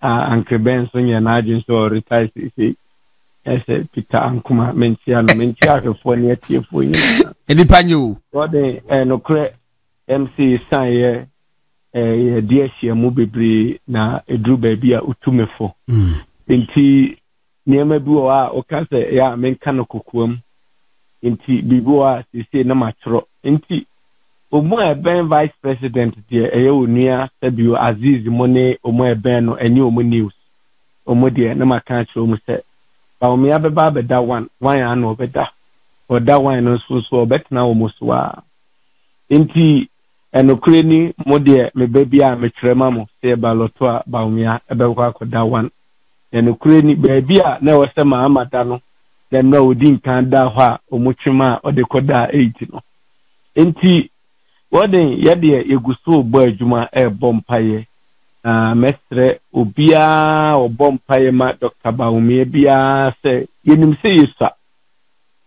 if is a god ye ha afini afia edifo e wogana de metini aka se 100 ya emu be 90 asem komama omampani dada John Dramani mama so obewini omahu enye so omunhu de nyame aka akire omu no obia wo kwan ono so fa so etene nyankopon but media me ka ase obia nkran se god na we no a be true challenge obia ntimi ama out et me ka kire mu se bio ye baloto a Bawumia beda one na no kire bi ebi mu ye campaign ebi mu nso ya appeal ebi mu di yawo na ebi mu ye de eni kwaso so mu ye but bible sie mani nyina mom nyini na otwabre ne bedru na gyinatuo bebree nso na wo ni pɛ ni so na emom de de wo mu se God nyame afamu de ne pegyina ye de ye wa resemu ogidie sei ye mpai body akonchina igusu esuguti asfo nyankopɔn so no Ewurade nyankopɔn benam ye mpai bo no so ayade kese amoman Ghana ebeye nsenkyerene aya anwanwade ama nipa nyina se God obi okuta akoma pa nyame pɛ no de na bayi ibi ama nkyirima no oman nsanyaba no ebeye Dr. Alhaji Mahmudu Bawumia enti wara prophet sunsumu wiase ya mu de munim ho no number 1 no ekire bibi pe ekire sen apart from the fact say ebia wokoto aba wo hwehwe ubehu 80 pa de no wabre 80 pa de ai say bia woni NDP mu nya sa pa de obebre nti wo hwe number 1 na etimi sunsumu wiase nso etisen Gordon, ade bia some ko school me I don't deal with numbers but the radima me who say na doctor that one na odai no sana to me I don't deal with numbers and as I deal with baby ama akodo ala ade obi ade me enyam asem be Gordon mo di obi an fam pai bon tie chi se bi o baby adru no enna me kan asem bi o say ebre nya bre kra me ba a mekasa bebre but e form adwuma na emom die be ye bia ma nyame afam ade aye adwuma bia e be ye fi se Gordon we know baby but NDC committee ayo mu ya say ye nya bia warrior ne de ye be se na aso dan na se ma ne nya asore we tokisi boaten so ye de ne betum but Gordon me ka se nyame ani monyam se a dream we ya o mafa ne owo mu tirimu no Ewurade nim se de mete na onim se mo ye bobroni ba na Ewurade nyankopɔn so masu agu no so kokoam na minim de Ewurade ka sere me na minim se Ewurade beto me pono wo matamfo anim Gordon why na adano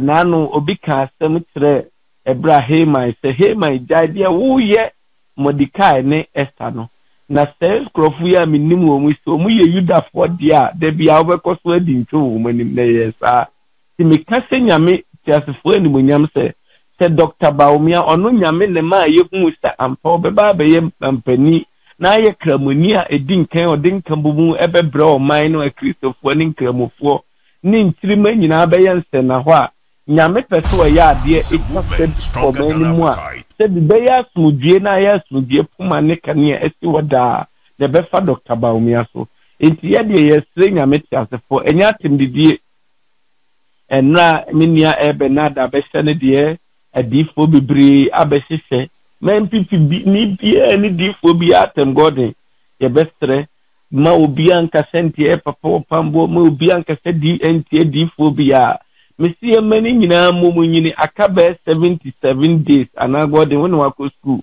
77 days ni bedru no Gordon enru atan on the 9th of December atan enru na nyumre verse 7 going no nyame dimu na sumudwe mu ye behu se ampa nyame esi ne hene na nyame besi hene nso ye Dr. Alhaji Mahmudu Bawumia asat now God the maker say Bawumia Central Region ye beko ho no nyame party Tuesday God enyema dane na ye for NDC but as I'm talking now spiritually it is 52-48 for NDC 52-48 NPP will win Central Region, very slim margin. Trust me, and it will happen. BBC wo inti na nyamin tonsuo emu ne campaign no so na nyamin ton insulansuo emu Dr. Bawumia so onyere ne ho nya adwumaden nyame akade na emu mo mre o campaign na nu se Ewurade ebeto ne pono kese e wona tamfo ani. Ora na wo ka se wabompa ye achijakopon na obeto pono watamfo anim na nyagopon nim se we mobruhufo no na wansa anka se warrior so nche it is end for two to be hadwe and the one kan how papa what the omunti me if we say me na government payroll bi aso na me nya ban adwuma me ye me ministry but busa say omuna esem koma omunu say omunya na omanya nso a omunso so no sabi asofo na omu boye ye hopo no omunso so ede na obi be ye tia omu mate interviews bebra obi se NPP for enye obi asebi omope erade ana asofo ana se Christopher atem. It is untrue. Ye kan omu a sebi omusoso a Christopher so eje Christopher sum no omu ndidi asofo atem a NPP for. Se ye wo enkrofo a omutumutu omanu si nyame enkrofo so edi omatem eyi omayakayaka de ede krono tu omuso edi omabrabo matem nanso NPP entesa me de minim de godin nyameka nyesa me ware ye nche na obi so obeti me ayede mi di nkunim me nkom se na ntumfom se de awurade nyankopon ma me hyase a asisa no saa na we so godin wo Yesu Kristo dim ebesi enti obia nya adwumaden godin obia nya adwumaden ye beko central region ho nyame ya aduma Tuesday chama kutin behu ye ho ko no muso ma hu he ye koidie godin o behu bibi pa bi ho de wose ye ni seat bia e pese ye gema NPP bia no Yesu dim ye ko ye ho de wose ye bia nyame be se ne ho ani munyam monka makuma ntum yem na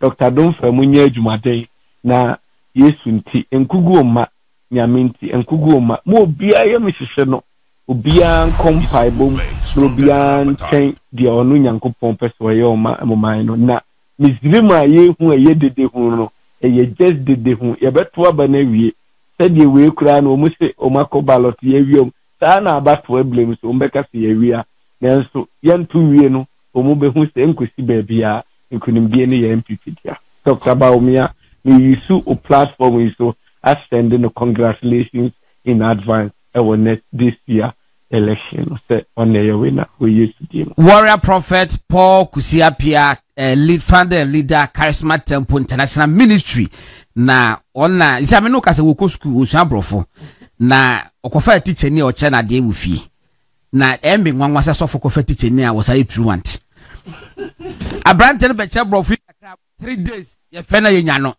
this ye tia no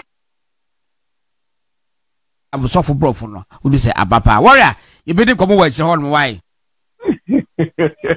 we that for Paul Kusiapia warrior prophet and na ye ne but what say oh yeah he kakra last so be read this statement be ha he even read better than me and menewo oh say school no is a branch na chana dey pa oh did I catch so omo na baso correct this na ya dey pap that's right yeah why ya dey tabusa for warrior prophet Paul Kusiapia ye na di nkomo ha say on several occasions and na adabe pen ho so ne say ye tulofu bia utie on say sunsumu nsem no ye nyina na dey to abonten edibo ho ma ye mo adibo ho wo hu wanhwe akoka sei pa na obi so nsieche fo wo ho 52 no anka on fanship oh dabi ya no so o moti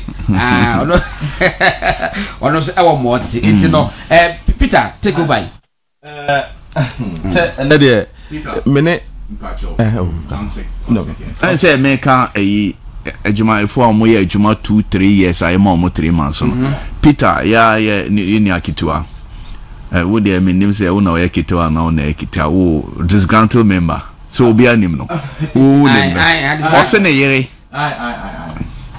mi ni akitua no oni obenya nenia membody nenia ne yere ejuma wo immigration service or your ejuma 2 years ye man no 3 months salary. You see, 2 years. Under Muhammad. I know that story. Yeah. And some of the many I would by war election who the manuma. But me patcho, my more adibi kitwebi. Mr. Sad patcho, my more videos me nubi kitwebi.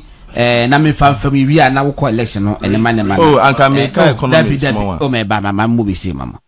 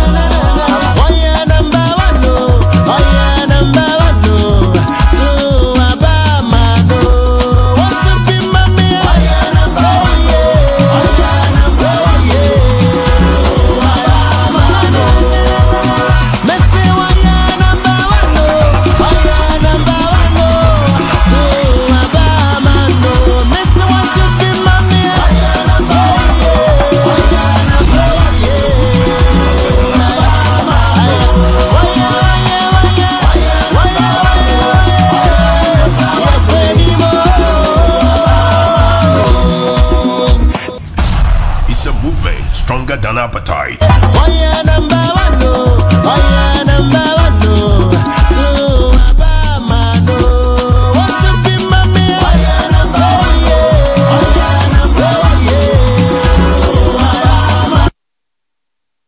Enti waye number 1 na ye kase ebusafo nyame alma 7 December no okwana watu abama no Dr. Bawumia Astom Central Region and me no kase by close of the day next wakobe 7 constituencies in Central Region. They are very very impressive papa no na ho odin de enyasem ketu akora na me gidobo akone kufutontumo mudi na chi ne cameraman no fa mo ye mobo pa say how did they manage it cause one la wo so wa debi Peter yenkwen yeah 1 minute or 2 minutes pe. Okay.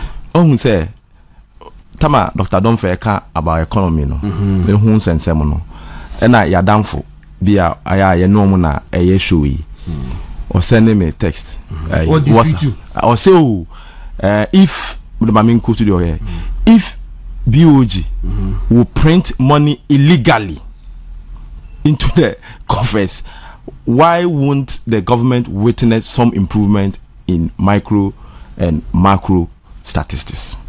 What is he insinuating? Don't answer this. Oh, me ba to. And Kebi. Mr. Oh, that be tobo. Sir, it is important. Mami clear because me interested in say NDC manifesto now omo aye na. The abridged version page 26. President Mama so e kan ho asem ti o say the next NDC government will launch a forensic audit into the illegal printing of money by the Bank of Ghana to finance the corrupt Akufo-Addo Bawumia government, which caused hyperinflation and pushed over 150,000 Ghanaians into the poverty in the year 2022. You see, it is promised like this. And I thought Yadam for no more. And it's for a bit more say BOG printing money illegally. Dr. Domfewa printing of money illegally no. Omo person omo chen. And yet say abana could be a printing baby. Na ko chesika dia be system ni mo. By extent a technical meaning. By extent it's more like a loan. And I buy no kwaji abra. Meba. This be me twa no. This be me twa no. The man oh the why. Meba dem oh no ehun here pa. The man sasem ni nyina ba nze. Ghana mre wo ho ni. Yes. Say me wo makoji treasure bill. So T-bill. Me wo be a 90 day am treasure bill nze ruwa na me enu rover na ada manfo pi ayesa na manema no. Ya government am security. Say me the security no say ba say bibinti tam no so na me mpe. Na me de call back. Me de call. Na say obi individual be enya available to buy. A Bank of Ghana said they auto. Yes. So what I say? Utriameka. Yes. Bank of Ghana Utriameka a loan to central government. Now when him sa nema ye see nam we are sikasem ne sa nema ye intina especially government shall say so ye domestic debt exchange no. Yeah. E koma amanfo e shall say e panic ye nti even though na treasure bill na nka no amanfo pia no mo treasure bill shall say ko bank say dey o mo ko jo musika. Sa sika ni nyina no Bank of Ghana e de etua ya loan from Bank of Ghana to Ghana government. And do we says you can no so pa. And now printing no so no Akufo-Addo be dey ade mfie nwotwe. Mfie mumienu no waye the friend no central bank financing. Yeah. Because time obaye no na Ghana ye wo an IMF enti ya nyibi o ha mo say zero central bank financing. Ya de change and say e ma wo central bank emauska. Ghana amamra no kire say your total revenue obenya the previous year no wo am Bank of Ghana wo ho akonya say o de up to 5% ebebo bosia ama abai eso so tambia ye beko am IMF bia no mo se mema yenje bibia wa abai ho. I don't agree me can say Ken Verata na oye finance minister me ko finance ministry ho na omo ye program bi ma me sorry general say I don't agree ko US ho chire no na say ya onya problem no ono a I'm a they are O2 for say any zero central bank financing no. Now I'm US central bank F finance US government. So what I say? na adenti no obetu yefo eti sa futuo we na ya gye atum say ye be ye na ye Washington consensus say eni kwa say ayi central bank emauska now central bank emauska and nka wo enough nka no problem because afi ye bedi 176 ye bedi 217 billion we are raking in only 176 the aka no ese bobusia and that has been the story since 1957 tembia no gise bobusia esoso na uko bobusia no me ono yiri tifi na oyiri osika no de bema wa na wo se me kwa bontina kwa bobusia ayi da ho eti enu bi no ntombe ka cho enye oyiri de no na kwa bontina we decision papa but has there been a printing of money illegally no and also they are by in 2022 no tama ye wura ye animu in fact enema ha adwen pa because na people we never plan to see what we saw yes I put in there no ebe bo ami covid dey na chipa ti sat na central na aba ho kire ne pa na de na ni Ghana government amanwa na makwai say abai ko ahohiahia ma Bank of Ghana should immediately, they don't need parliamentary approval. Okay. Should immediately step in to assist. Okay. And until the man buy and then maybe I know in 2022 the Bank of Ghana indeed stepped in apart from the name because the illegal. No, I'm running because I'm running say Bank of Ghana should take steps immediately because after na the parliament akwa jiwan na nipa be wanu onwi o say Bank of Ghana should take steps immediately to intervene. No mu wi at the end of the year no they should submit report on whatever they gave to government to parliament and they did that. Well, yes, omu ya unze yenu anuma omu what the other side na omu parliament no ignorance no doso. Omu yes, it is in Kenya Bank of Ghana and the Bank of Ghana and this document no koya nkomu kwa kamu na ka bi se omu hu ne wo hefa emra so kire say so omu yes na emra na nka se omu hia approval na nso so wonim omu de omu ye ni omu trick ni yam koso na ye nitra omu di tro na no mka na abe no kre so what you say ti tro no mbeka ti eno no omu fe no illegal printing no na wonim say eko kasa treasure bill ni adade no ho a sika kakaka ntino mu ya printi sika enya no kre mame ko Peter ho sorry no in fact why am I dey nyina mame but you see the damn say me chen say we man ko ta person kan odi baba enti se mama na nka hwe nti be ne ya two poor pass and forget printing of money na no mo kana doctor achechi mu no enye say you could try scan the share system ni okay na mu na ye besia and I was saying say BOG emra no the section 36 say ye ko ahunhima say na dog the 36 the bank in this case Bank of Ghana because the Bank of Ghana Act 612 may in the event of any emergency, the governor, the minister, and the controller and accountant general shall meet to decide the limit of borrowing that should be made by government, and the minister shall submit a report on the issue to parliament within 7 sitting days. Finance minister? Yes. A controller, accountant general? Yes. And a governor? A governor. Ombudsman, a bit me, I could yisika, and I could finance government. No man must have bad. Say the COVID bad because that time now COVID bad.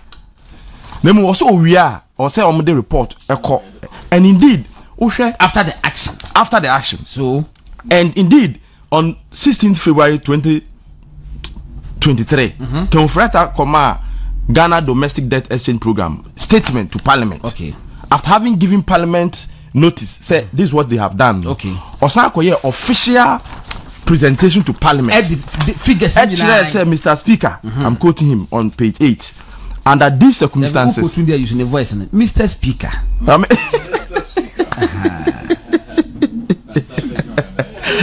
Under these circumstances, it was necessary for the government to seek financing from Bank of Ghana to augment its fiscal operations for the year. The Bank of Ghana last week concluded work on its financial account for 2022 and reports that the total overdrafts extended to government for 2022 was 37,956,882, Mr. Speaker, in line with Section 36 of the Bank of Ghana Act 2002, Act 612, we are using this platform to inform the legislature of the financing of the budget by the Bank of Ghana. The domestic debt exchange exercise and the external debt restriction program will make such financing unnecessary going forward in 2023 and beyond. Okay, it's na me pe word bi. Yes. One can print was overdraft. Yes. But this one I print so much that. Okay, to confuse people. My mention overdraft no. So we call rural areas if OD. Call rural areas if OD. Eti bosome no so atiche ni no. Nzika nasa. Na maybe a 2000 mutual month ending no. No okoho was yes. OD. Na ya man no was your man say be was 500 Ghana cedis. Oh, the IO you put the entire bank. A board man boy school no. But when the overdraft to Honomo, miniva minim brand be our year broadcast journalist and judge say what to say. I said BC banking report to be 12 bontes. Say now policy I do overdraft power we some say sir. Say quote kakaka say old now they say anyway. Anyway, it is so the point is that yes. There's nothing like illegal printing of money. Oh, it is our promise na share ko hinimu kura mo ba omudimi nye. That because any ho and tisa. Enti on ukoye promises we say na supporters do you tum. Na da omo no ya hadwin. But afi ko wa yi no. O de ma me omu Yako. I buy election now. Ochan truck akra. Now I can crack akra. Now what do you expect? And the AM say, Omudin Tronu we are. They want to force you to believe in the hey. Say no crack. Now the electoral commission. Yako. As for a ballot in there. The same person. And Menene Casta no chesa I who share arrangement now 6, 7, 8 omukales na ese enti se de abanui omasha da pese NDC for ho kire no but se kales se sa ene kohwe na fuhwe logo na fa ye o campaign kales ben oh so I don't know wo hwe ballot na wo hwe de oda number 6 omu logo na no omu kales party colors. Aye. Oh, okay.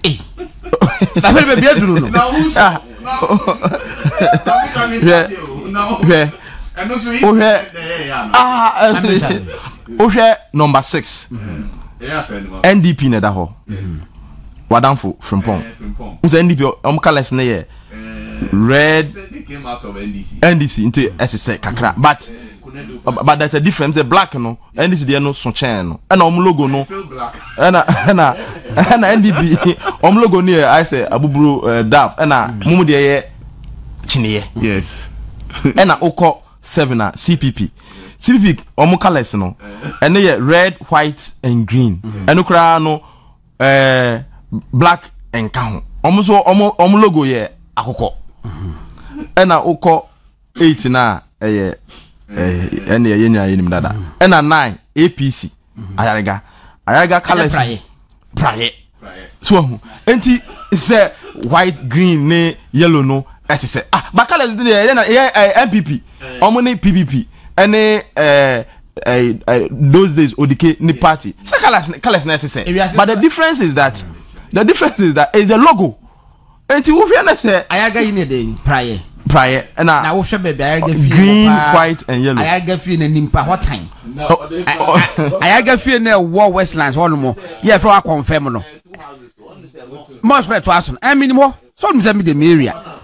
Oh yeah. The fear me no was ali. I cross road. Exactly. When the question see the more time tie. Road in there. But you don't blame. Oh, I'm not blaming him. Don't blame him. So road. I'm only stating that. Na patron candidate no an aspirant no obi se Jomahama senka obi etwale number 7 ena nka nanim kakra se Jomahama ko ga se ohun se we wo se Jomahama nti ele na beto ne nchen hwe na se meti twi ka se be se fe bi ehum ni aham obi ntimi nya bibia no wode kwose ehum eni aham ehum ni ye mframa oh eti aden went man exams here wo na from a boy na from any addition so fa ho bai afro no was na abepo me hu abepo kese kwa mountains enti no want man so ade sa na NDC for you logo eti wan ye ko change logo omo change omo de nan I got party by and then you're no power. Aye. Okay. I don't want to put the buy. It's an amount of my colors no. And you're different from when most more ones on electoral commission. Electoral commission and some anonym. Matisse penny 4 pounds. In fact, I would cry and draw my attention, say Professor B. Maybe more be your or Cheso is in Koya auditing. Now, NPP 2016 NPP called for new voters register. Say he's in Koya auditing. Now he's penance Koya auditing. Now then, as you say, the NDC for also calls him Koya auditing. He's the penance Koya auditing. Actually, what's he saying? Or say, penny 4 pounds, penny 4 penny be professor ampo. Our school penny be. They would cry my magic because I'm a coach tea and I'm a kind nasam. Or say, near anyone want to say, the anyone want to say, 2016 NDC for a call, NDC for calling for. NDC for calling for NDC for a call for voters register. Say yanko ye ehwehwemu ana say on new voters register. Na ekobasa no and easy for TA. Na ene NDC for also call for audit of voters register. I say easy TA. In fact, I fully be ground process easy nifi show omotoa. I don't know omo emma ohwe go so mahine. So so no ni say e ba be audit go so mahine ahimfia. Hwehwe nse ne toa. Na so betwe ne ho say ye ma hwehwe. Na say bibi show to de a ene umtimi ye de umpe so so betwe ho me abeyo mu hwehwe mu. She Chrome for sense I say moto nyina obebu hu akonta. Chrome go so for on ya. But go so for say and say some no go so no nyame aduma kwesi ada omodwa na won ka asase bia woton ye won keska no no nche do de was won tia make action ne di kan no the me last time by me gitu mu say the electoral rule now the voters register there and in the soul of every election yes into say who call election now who pre say I was say nya clean register also be aboa na clean register them we no nche say so ka bia keke no now so bia agitum debi and in fact 2016 NPP raised the issues of bloated register no they brought evidence obekaya omo call electoral commission the evidence no come the electoral commission omo we on ba Lisa Hotel Bawumia eba address press conference chere say the voters register no abloti. Now, in fact, omo the Togo register kora so bekaya godon. I show pictures of Togo. No ma show pictures of Ghana register. Say na etie. Omo we no. And omo list in fact NDC for Krampo a press conference. I think 2 days after 18th August 2015. Omo responded of evidence ni allegations are NPP raise and say one. NPP raise issue say one. Voter population as a percentage of the national population, no, omujitum say in koye. Ebio the NHIS cards are na wo register ni no.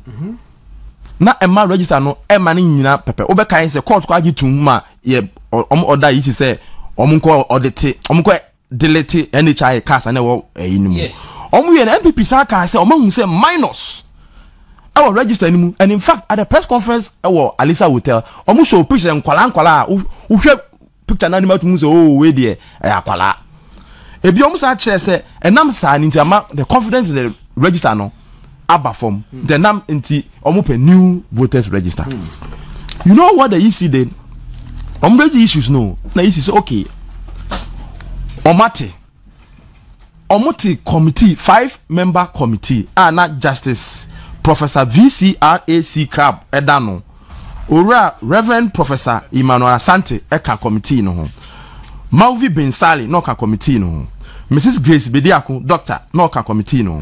Former government. Citizen, yes. Ena ni na ku kweno no so ka committee no. Na the adwuma is the share committee nsa.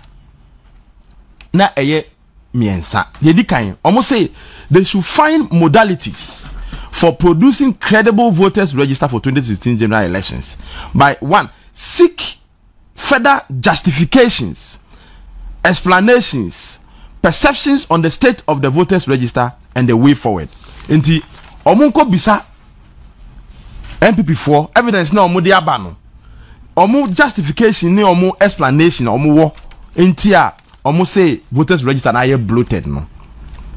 Ebio omu facilitate the discussions and synthesize the submissions, presentation and justification on the voters register and on last terms of reference, and to make appropriate recommendation to the commission, especially in the light of the 2016 elections. Now, Ebra committee no evidence from the NPP ni na wie no till omu findings. Okay. Maka the allegation that NPP make here minus the statistical numbers are enter sumu and foreigners are not omu pictures what register anymore. The committee no there be no more this complaints in the coy and na easy yes committee yes and almost say easy sa committee emu say NPP 4 yes say omo fa further and better particulars yes. Further justification yes. And then the need and the is who's the NPP the copy of the Togo register no electoral commission I remember they provided further and better particulars to them. Yeah, you first a picture the belly. Yes. Oh, in fact, when him say NDC for kra no, omo address sa I said get address NPP allegation of voters register now Togo there no. Or say NDC Togo for omo register 2012. 2015 and NPP for Ghana ye register in 2015 ndufia pampa ti esediketiao or address NPP allegation or say another example of ridiculous inherent in the NPP's claim. Ridiculous. NPP claims is that the Ghanaian electoral register was compiled in 2012 while that of Togo was compiled in 2015. So on that basis, can it be said that 3 years after elections have been held in Ghana, voters whose nationality the NPP questioned on the basis of the fictitious 2015 Togolese register influenced the outcome? Is it the case that the NPP is saying that Ghanaians rather registered in Togo to influence the outcome of their elections? Don't know. What you say? Picture stand what Ghana register ni muna. Esako appear o Togo de no. It is possible say Ghana for na akwako register o Togo for mpo. Osaka say on first minus registering no. Yes. Osaka say at the time omu register. Yeah. And the day omu twaba no. Yeah. Omu di 18. Yes. That was against the law. Because the law they say that omu register that day no. That's what the 18. Yeah. And anticipation. Pampa okay. Akwe wuti o kan nyoma pa. Oh, to the twaso a. Okay. Tino and Sukwa. Pampa in on page 4 or say the NPP is also suggesting that the way to get over the registration of minors who were captured in the 2012 register is to compile a new register for 2016. This also flies in the face of reason. We are of the view that any minor who was at least 14 years old in 2012 would have attained the age of 18 years by 2016 and would be qualified anyway if any register. You see, I said my catcher. Yeah, he said it. Oh no, it's here. It's in the statement. We are a copy. And you said we are radio discussion. Where you work press conference. A press conference. I said in Ketia a kind on 18th August 2015. Sometime already, 14 by 2016, when you're 18, and age Ben I saw register. Actually, so the point is that NPP allegation no committee no kwatanase ehwehwem no listen to the findings of the committee. Okay. Almost say by all indications the number of registered voters is not unusually high, but it may be in excess of the potential number. based on the 2012 projected population of Ghana by Ghana Statistical Service and discounting the population of foreigners, there are about 150,000 more individual records in the register of voters than the 2012 estimated population of persons aged 18 years and older. This will include thousands of minors who were wrongfully registered. Thousands of minors who were wrongfully registered. This is Justice Crab Committee. In fact, okay to us a brain who say who say about 500,000 people register anymore. But in spite of all these findings, Justice Crab Committee FG2 say minors, thousands of minors are registered anymore. 500,000 people were registered anymore. And we have statistics and so I mean we calculation now. There are more people registered more registered than more women. Make 14 recommendation MIEC committee no. In spite of all these findings, no, they didn't say it's in forensic audit. In spite of all these findings, minus okay, so thousands. That's the point. Okay, you see, they saw say indeed allegation NPP making is true because they thousands of minors were registered anymore. Now more than 500,000 people. So our who any question more registered anymore. So they and they be statistical no calculation now. Nipa and fact but in spite of nina no recommendation no 14 the key point, all political parties should be honest and transparent with the Electoral Commission at the Interparty Committee. In this regard, the Commission should tackle that which is within its control and make it difficult or near impossible for political parties to achieve their parochial interests. Equally, it must not allow the Commission to be swayed by individual or collective interests of the political party. Quality control checks should be undertaken at all stages of the process. In this manner, we recommend that the political parties and citizens should exercise vigilance and maturity when the provisional voters register are exhibited. Exhibited. Okay. In fact, the exhibition process is a form of auditing. It is. So last week, we back a bit to one more. 2012. Yeah.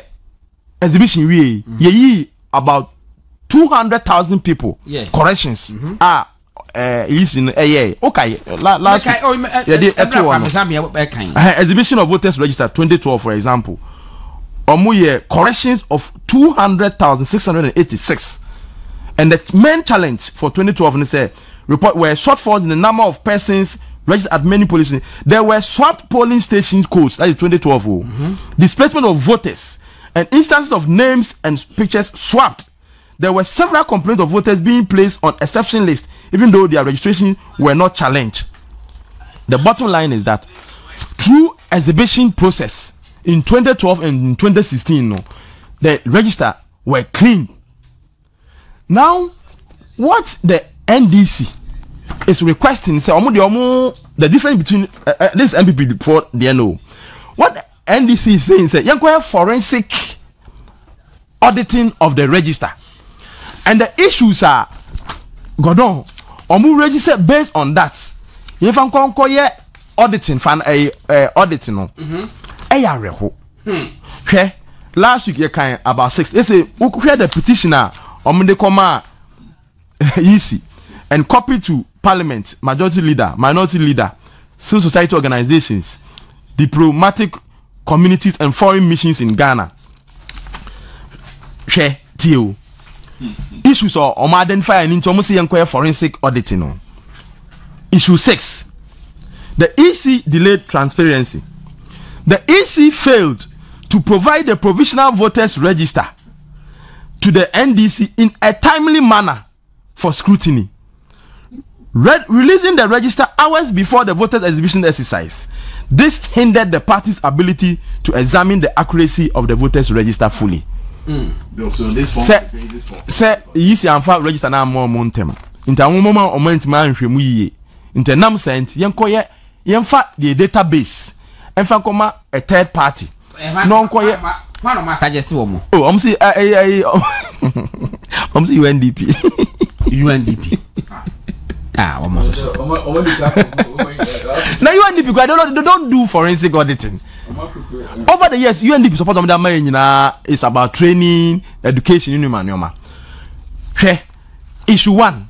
Almost say, identify 15,000 unidentified voter transfer. Register anymore. 15,000. Now, I'll yen the path. 3 minutes. Mate, maybe it's here. 15,000. 15,000 almost who say ya transfer, you the path will be free no. Offer the voters ID card. In fact, last Wednesday, on us, I say, Wadam for back sorry, or the ID card by. Usha easy ID card now. The code, bet show police station cry over. And they say, if NDC, almost evidence, Akoma Electoral Commission, and 15,000 people are almost say, baby, ya transfer more free now. On the face of the ID cards, even maybe almost free, ya transfer more free. Okay. Which can easily be done. Yes. But also, I'm for 15,000. No, I'm for detail. No, come easy. I'm for my figure. Almost say they don't have it. Oh, ubekum. Almost say 3,957 voters in the 2023 registered, but were deleted from the 2024 provisional register. So I'm say about 3,957 voters. I'm registered at 2023, but I'm didn't need register anymore. So what do? Send it to them. The EC will put it on their data or add it. In any case, 2012, 2016, HSA, there were instances and now a year free ma. Draw using attention. It be shame. I be almost 2,094 voters transferred to different polling stations, but were not found in the absent list.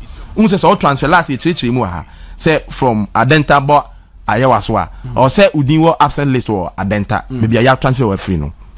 The moment about 2,000. Omudini eho. In Tomudini it can easily be done. Okay. In that case, you have not been given the final register. Not yet. To see say I'm pass Omudi a absent list man as Omudi anyhow. Almost say 50,000 people or Omudi will register anymore.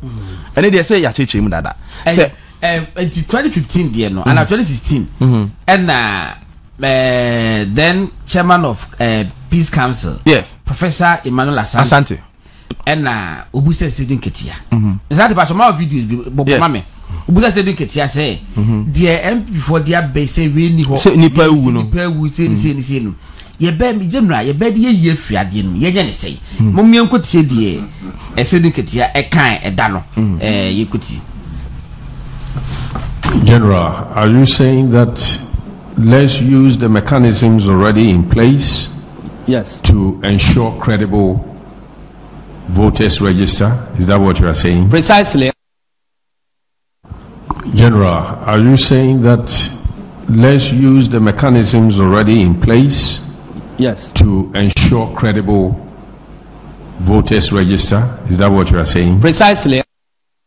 Right. NT for based on sa asem ya Sedin Ketia eka say precisely Obusa say general you say yen use mechanisms in that what than one na yemfa include register ya I moye free put up to be bre and then 10 time abefam nyina yen use and I said Ketia say precisely. Yes. Now what has happened to the word and that precisely word no is going to extend or Kasa specifically about dead people no. Maybe shit yabo. What my senior? Okay, my mention is on last issue. Say 243,540 previous transfer illegally added to the 2024 transfers. Yes. Say ECL printed provisional register no. For whatever reason, old transfers no list become new one no. And I'm identify. Once you send it to the EC, they can easily take off the old register. In any case, obi a transfer old you know. On to means to double A because you capture no. The end and so free. Maybe or transfer and so order than you absent list or so order that. So there's no way the person can still turn up to vote. And then almost say corrupt files not showing names and photos of the registered voters. Peter, you and yes, I miss a couple video we say Sedin Ketia sama was a catch says our committee no in the enemy bonity dokai. I have indicated that if the process of deleting deceased persons is the process of exhibition of the register. After every provisional register is compiled, it is exhibited. Before we go into any elections, the register is exhibited. And the main purpose of the exhibition is for us to raise objections to people whose names are there, which ought not to be there. There are forms and the means of processing those objections that will lead to deletion of those names. And it includes the deletion of names of dead people too. So opportunity is given for people to present evidence, because let's face it, the environment we are operating in, if we say people should go and pinpoint the names of dead people for deletion without any evidence, I will go and pinpoint Kwabena Japon's name and say he's dead.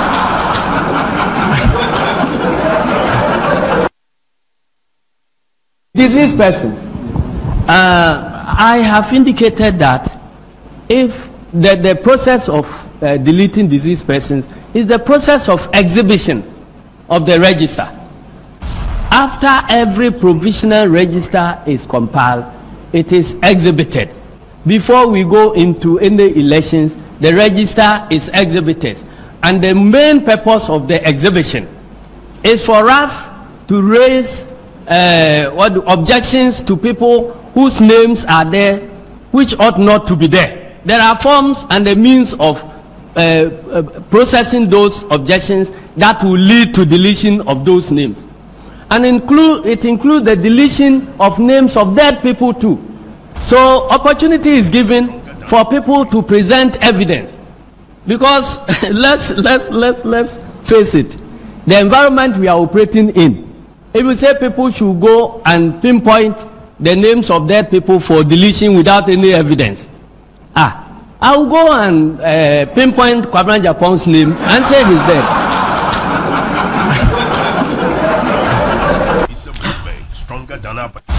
It's a movement stronger than appetite. All right, so Kataman pro and you say animals are trapped by their horns, and then the party by a weight. Okay, and you know, I said Ketiana and I don't know Casa 2016 year about to move for your munina jet to say no register evidence. Evidence ya mo prove say enipa enkwara wom enipa e just said a dozen. I said get yanko cleaner was it there be ye nyane sa exhibition and the bit me there clean up, you know. Alaji we are some we no kebi we are my bad we tia Peter ka near money bebre enti me we see me time. And I we so confirm the procedure. I say don't get here or no, and I totally agree with him. Yeah. Exhibition, I totally agree with him then, and I agree with him now. Exhibition, clean register. That is the best form of auditing your register. That's the best form. Where is BT? And now individuals go to confirm their name, spellings, and name. The who out mama na the animal be a kosheho udinwa now asesan. That's what the purpose of exhibition. And I agree with him then.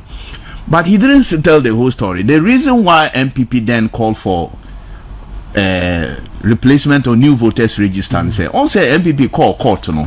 They were able to prove that about 241,000 people were in the register who were not supposed to be there. They detected this. And now Farijan catch a court to say now where people register outside Ghana. Aye. What you say court no say offer the evidence in the buyer or the 2,000 or the only 2,800, a little over 2,800 nearby court. God he wasn't able to prove. Yes. Exactly. Oh, you are repeating even the 2,000. Yes. Even the 2,800. While repeating names to be brave. So they were not able to prove how they over 241 Ebeshe registered. They were not able to prove it. That's the reason why NPP said, register we are below to. So let's change the register. Did NPP call for audit of the register or new register? New register. So what is in fact, that is why I'm saying. In fact, I saw the thing. I don't know whether. Let's be careful. Joy the IN news, but I saw a Twitter handle. How not Twitter here? I don't know whether Obi hacking the Twitter and handle. Oh, bet me I can. Not Osman Mejuma di enyasa get wo.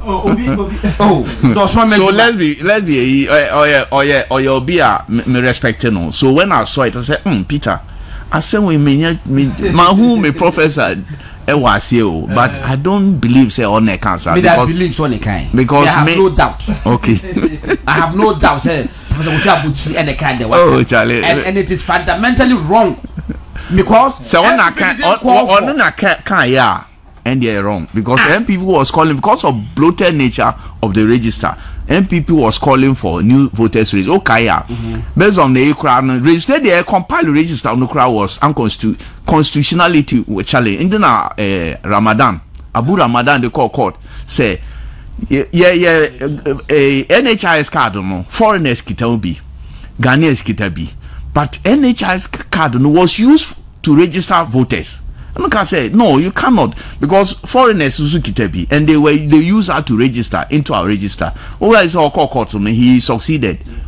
That's why new CI this was deleted NHIs. So it was about bloated nature of the register. NPP calling for a new register. That was why chairman of the Electoral Commission then set up Justice Club Committee with the names you have already mentioned and no we boy Gordon so boy. So that was a basis for the new register. Now when NPP just said, first of all I said prove in court. Yes, they also proved with the register Togo for Nadine but Ghana their names need the same, pictures need the same. NPP register so Togo for you so it is possible say Togo for na copy Ghana for na alcohol register Togo. But I want you to look carefully into that report of Justice Club Committee. They insinuated something like it could be dual nationality, dual citizenship. Say Obi or war, and they even quoted Olympio. So Olympio or Togo ni or Ghana ni so it's possible to Olympio or Tiasia or it could be in the voters register of Togo or better to me he's legal and or better to me be registered or Ghana so that was even the report or capture way. So based on that, but NPP showed evidence omodi obia press conference Alisa Hotel obia hu dinner wom all the evidence they showed with the bloater any baby I showed while reading all the issues are NDC the petition in fact title of the petition crown emissary also petition from the good and peace loving people of Ghana to the Electoral Commission for an urgent forensic audit of the 2024 register. Former represent Ghana. Good people. Or say the peace-loving people of Ghana. So they now represent us. Yes. So, me say I have been making this call. Send him say, who are these pieces of evidence? Why don't they hold a press conference similar to what NPP did, and display? And explain the name. Say Audu Mahama was supposed to be a voter at Nkrumah Flash in Ablekuma Central. You are transferring it due to Lambusi. I may feel Lambusi. But you are no the Lambusi are transferring no the absent name any absent list ni and then one thousand transfer. Many and so that Audu Mahama now who said me and na me instruct here. That is how you prove. Also, work quoting that figures. ECC figure numbers no bar. Also on famba.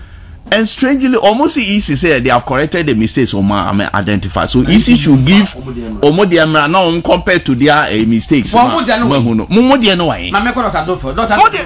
when look, I have told you say, and this one make allegations nobody should be afraid. Nobody should be afraid. Say they can't substantiate it. Until moment allegation, just ignore them. Man say professors ni so-called civil society for a binomo say penny audit me maka meniska. But be attempt to say me register data where the man forensic third party me pay lawyer. Infringement my data you the data ma third party. Okay, we because say it is illegal to have dual citizenship in Togo. No, but it's not illegal in Ghana. Okay. It's not illegal in Ghana. The only thing that positions been out. You don't know what our citizens are voting in Ghana. But you see, okay, committee report now. Or cite a lot of case studies. Yes. About people more duals. Exactly. Se nipa ne if Togo. Yes. And what register what had there. Yeah. This name could be in Togo's voters register and still be in Ghana's register. That was a basic conclusion I make here. To dismiss that point. Yes. Say Nino or Togo and Ghana. That was the conclusion we make here. And look, nobody should be afraid. I have said it here. Peter Meno ya can say sad demonstrations on my na. Look, Osha campaigning and koye. So it's a way of energizing their base. Say only is almost on the district. So no petition command district is that. Idea national repeat. One national for also on fire evidence more. What the command director be or regional director be? Or no petition or the coin. Me that's it. But me call Dr. Donfo. No. Yeah, really. My can quickly said they've said it, or I think they mentioned any addition. Be except to say driving the week, you know, I'm RPG, a issue of progressive governance. Yes, they are no a Bawumia, and some more Kenyan. We try to remind Ghanaians. I am in one once say the so-called organized labor. Maybe I'm using the word so-called because I don't think they are becoming more political. Yeah. Ghana has snitty name be NDC time. I'm almost to toy and some BBB. So organized labor. We never heard a word from them. So Nansaya Brian, yes, say hey, I only hear my voice.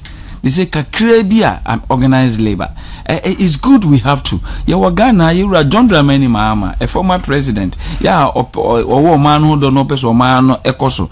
Didn't see okujina am galamse me ba me yi omu nyina omo am abokro no ne adade da wanko so be yi omo so be yi omu ya chi omu atum ewo am galamse emu nyina ma party fo mpanimfo ekone nam ekokoye campaign say Ghana beto offend galamse into be antimi ngu galamse adwuma Emma through that process no omutimi winning almost all the seas apart from Ashanti region. They nearly won all the seas in the Galamsey areas.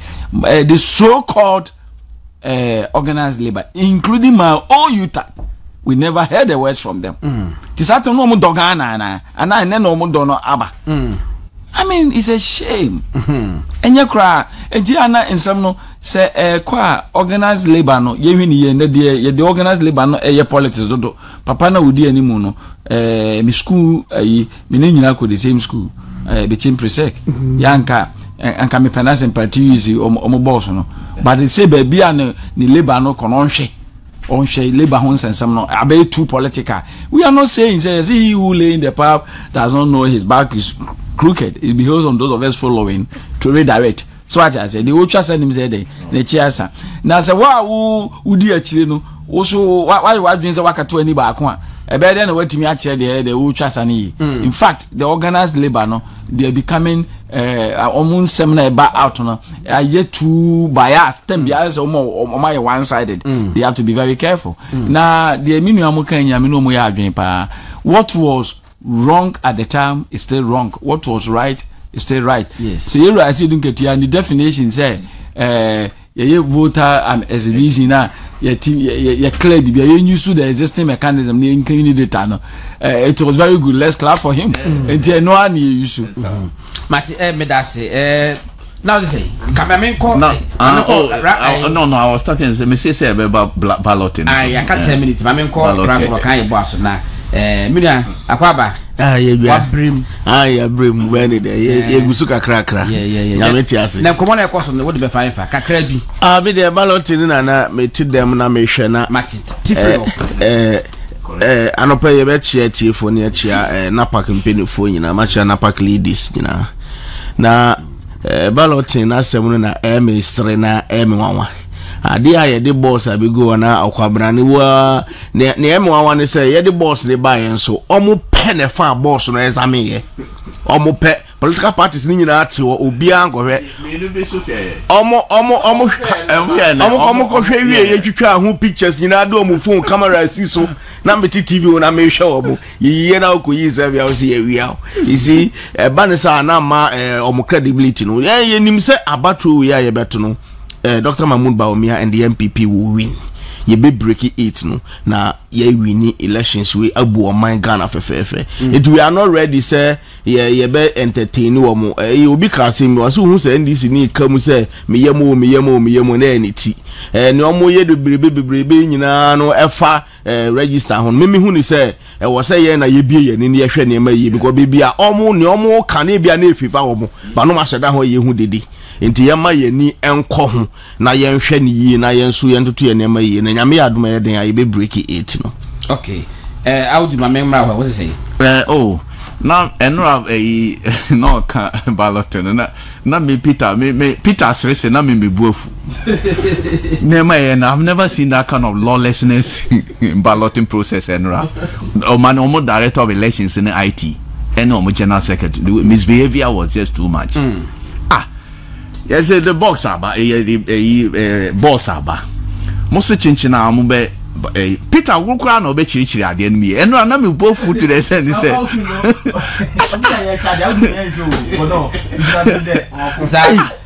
Kasano because it was the lawlessness yesterday was just too much. But let me move away from idea that before move away my mob me voice we keep to okay Mr. Patrick said be video be share say obetimi abama me na fifi kweti and na wakasa mumiti is that the number, even though people make it look like the number is particularly important, what matters actually is the work that needs to be done. If you work hard, no matter what number you have, I mean, you emerge. Whether you're the last or the first or in the middle, you emerge. Many of us have gone through elections and we won even though we were not the very first on the ballot or even the very last on the ballot. So that has to be done. Our position was simply to ensure that the very motto of the Electoral Commission, which is about transparency, was adhered. That's why we insisted on making sure nobody had any advantage. So the outcome, the NDC is okay with the outcome. We were not. Nobody was given any advantage. The truth of the matter is that the number, even though people make it look like the number is particularly important, nobody was given any advantage. The truth of the matter is that the number, even though people make it look like the number is particularly important, what matters actually the very motto of the Electoral Commission, which is about transparency, was adhered. That's why we insisted on making sure nobody had any advantage. So the outcome, the NDC is okay with the outcome. We were not. It's a movement stronger than appetite. All right, indeed, it's a movement stronger than appetite. And NDC General Secretary, Fivi Franklin Fiavi Kweti, and Wakasano was it Ubien who a man advantage. You know, free and fair. Transparency. I hope say NDC General Secretary. Oh no, so and we no. And first one NPP Nemako, Director of Elections, and I number one. Number one, no, after that, no, na, if they almost discarded first boss, no, say, Obia market, or Betty market boss, no, and I did turn change, and now easy coffee new boss by Peter, new boss, I did buy a coffee, chinchina, on best by checking new boss, I the mamo. Almost 5 new boss, almost back could be a kitua, and size near small. So it was done for NPP, the one, the best share. Number one, na NPP be pick small one no easy san board no so and as also near o my allegations say small and no mass answer almost say we yeah there you should say transparent you know be who are you know go share you know boss no polythene bag mo so that when you go you don't watch look before you pick easy happening so it was a paper bag or polythene bag. And I buy green bag be and I show boss ni na gum and na we sanko yi ne makon sanko yi o yi number 1 o say yi number 1 me we ma send video be ama we say after that no almost circulate say your friend say LPG. I didn't call you. On the call you number 1 or almost swappy or the number 1 ma NPP. I just pray. So video, who second video be you see everything Pepe say Gary no be in number 1 no na name. The first number 1 no the ama Mark menu already. Second one of our man no be here na osande man no na sorry here. O kita ne book say oh yes say Evans in the Mark and all is that say so be hu sata no na we kura me omo. Also call ye oba. Now I feel the new one or fake one and omu ye Macmenu free ho. And now you even see this man seated there Apollo. Almost calculated say even Reagan cry and yeah Reagan by your swappy ballot. I just say Reagan. Madam UK was it I would say no boof justification. I say boof no. Say we're more upset. Was it please tell I was more upset. I have never seen that kind of lawlessness in it. I was watching TV. We were watching TV. It was her. It was so annoying to the sense of money has a crying problem. Obi say me battle was a God to buttress what Dr. Donfe is saying. Where was the TUC when there are 2 workers? There are 2 workers. This was since and the arrears for 66 months under John Mahama. What did he do? Oh no, okay, Peter now say. That's for into movie and as I say, yeah, me if you see the faces of Manibuama and AE, say so almost a number doesn't matter. So boss almost picking NPP, they picking number 1. No, that was where the whole problem started. Oh Manibuama dear, well yeah, John Mahama name is I'm telling you. Oh dear, Obesha dear, you 2024 election we now Obe. Message John Mahama name is smoothness level. And Manibuama. Oh dear, Munim. Oh.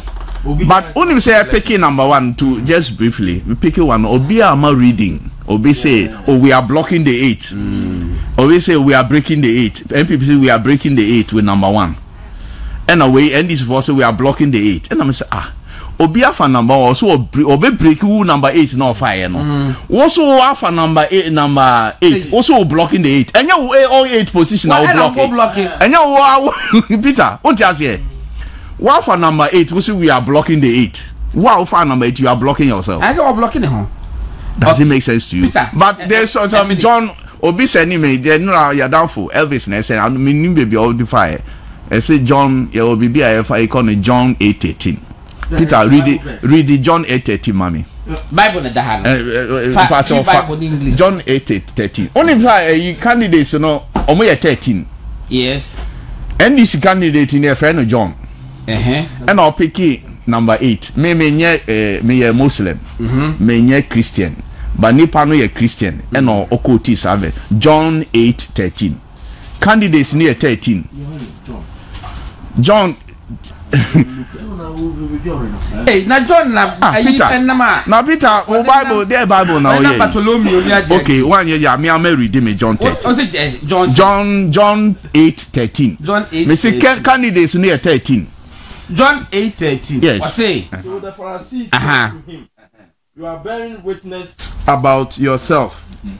Your testimony is not true. No. What say you are? So the Pharisees said to him, yes, you are bearing witness about yourself. Your testimony is not true. He said, "Who did dance? Now dance who did the air dancing crew? What boy?" Yeah, some more. Oh, fetch baby. Yeah. My pop open to. John, never know on the name. All promise of all my testimony, I'm all ye. On say on one car say campaign time draw. O chan trucker cra.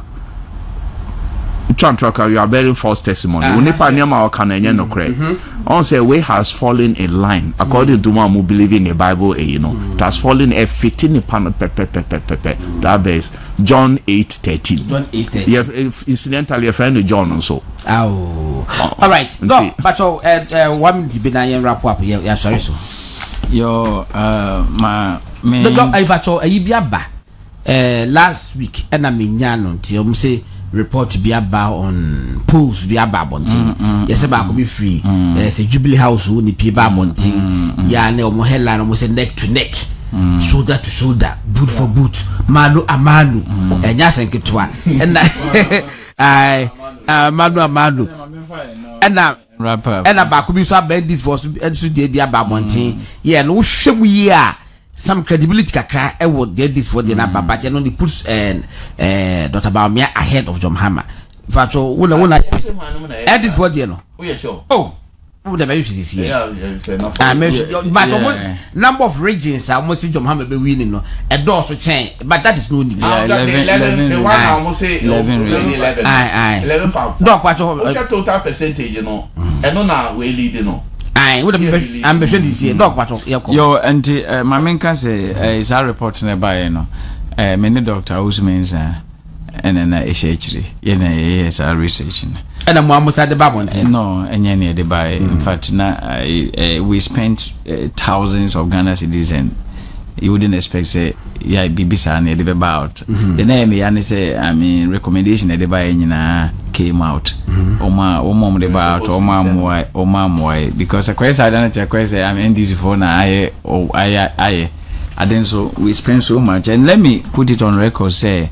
Since November to date, you know, almost every now and then we are on the field collecting data, analyzing, and even yesterday I sent me the report command Dr. Zumenza Sunday yesterday and I'm the home slides yeah the presentation the man and my can say ade ayeye no da no da ye ne bebrebe na enema na ye no so no ho afutu no bebrebe we campaigns dey isi corner dodo na ye nsembia yaka ana ye dey adwuma na ede na etie November na era John Dramani mama ABT era Bawumia bebrebe no obitin about 8 percentage pointer so time to bank na be enu guase ama NPP ba ma menka se free ho ba no enema change kra na dinta na so time no enema ekuyema era Mahama Berebe no agent 2 regions, Greater Accra region and Ashanti region. Ashanti region na November na yenyade or 52% and normally no we don't need to get below 70%. And in Ashanti region a problem. Greater Accra and this 53 and 22%. Then kra April Greater Accra NPP about 27 and my NDC Chiba 44. And now me know what say NPP about 32 Emma NDC so at about 39 that is NPP cost no NDC and no na abo ama ira Bawumia say nationally no oh yeah there's an Ashanti region I say that a problem because Ashanti region NPP team move from 52 to 63 in almost stagnity. They are struggling to move up to 70 and NDC has gone down from 24 to 22 in Ashanti region but the Yehun Ashanti region is say Sabra Minoka say Alan Martin is doing very well in Ashanti region. Cheddar is doing very well in Ashanti region. So we are in assisting regions now running off to one a whole number. There is a no decimal place. We bring the Cheddar in 0 in all the regions, with the exception of Ashanti region and Greater Accra. And with these 2 regions, nationally, or commanded 3.8 percentage point.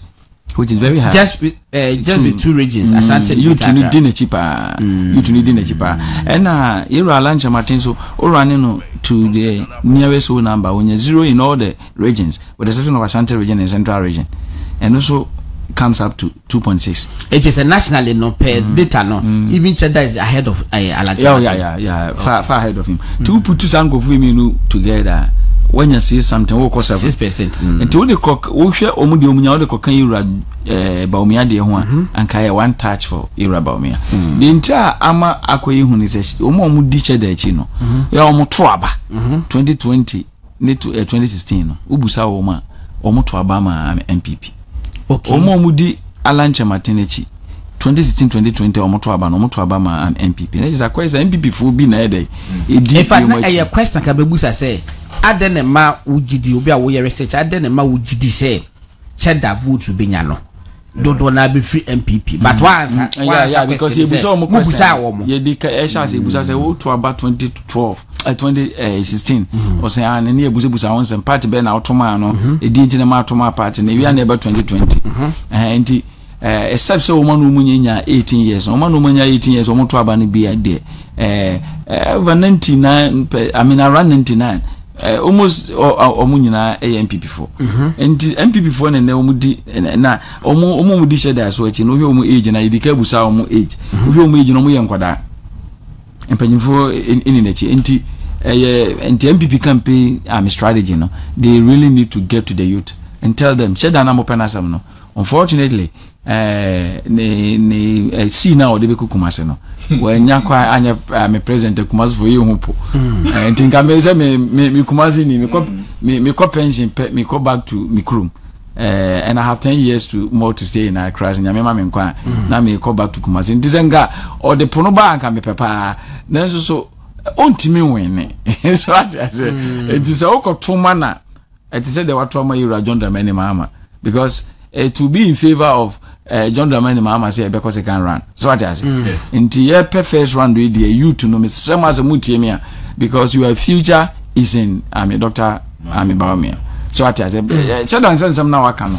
Sanka Ghana fu nyina ne mbe adwan kinenke de abai ma ye hye ne mra say ne ma waka ne nya ye man 4 years wa nya nke bebo ni mpre den ke fa ma no se ne sama waka no so ade bia unhu so oh eti yesre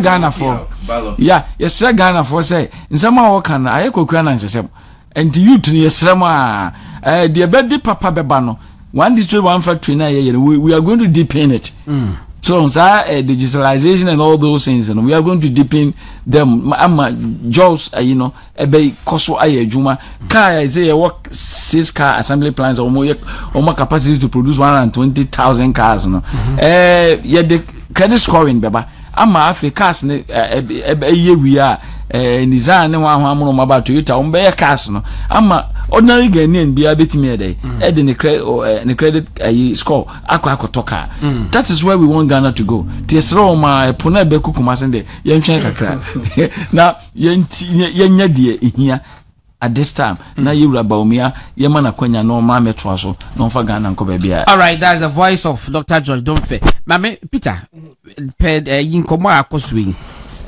reporter opinion post kakra aba mienu na aba so far the nyina putu Dr. Mahmoud Bawumia ahead ba wo hwɛ mu nyina so pa wo mienu bi no ma wo kuta 50% plus 1 yeah just say enye straight yi ma but wo hwɛ Dr. Mahmoud Bawumia the progression baby I will free Bernard Mahama elidi no na and obabesan no ho dia na likely say utimi eduma kakra bia within a man's time na for besan ye ya I won't be surprised say ebia obetimi ali frog straight away who is say yes but you see the NPP's main problem that Dr. Domfe Kabako Ashanti any almost strongholds no is a net matisem say for me na finally for me na chairman no napo etima hwama asumdwaba ofa kwasinti or the kina koma chairman no for me and they say no asumdwaba if the party Winipa if the party is able to unite no munya numbers no Ashanti Eastina me feel say enema be fine apart from that we share polls na Gordon minim say no na Gordon can there say NDC be winning 11 regions NPP as of a dip in Ashanti SBM intelligence project you see me if you say it's of dubious nature share findings no almost say NDC be winning swing regions now swing regions almost classify Western as a swing region. That's a lie. It's not a swing region because Western used to be a swing when any Western of a boom what I say almost no NPP are take would share all the constituencies that were Western NPP so far vote 2020 because of largely Galamsey. What I say? So if they're able to stop NDC lies on Muba or Mubama Galamsey for Koyajuma, no more explaining Yema, man for Jom Galamsey, you know, yeah. Western region is coming back to NPP.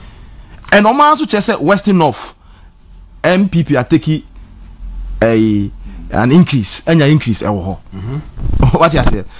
Central. Uka say stringer metiase. It's even brown half. kura omo we na no NDC what mind in fact we the results now was 11 regions no? Yes you the NDC is winning in 11 regions. They will win in all the 9 they won in 2020 in addition to Central and Bono.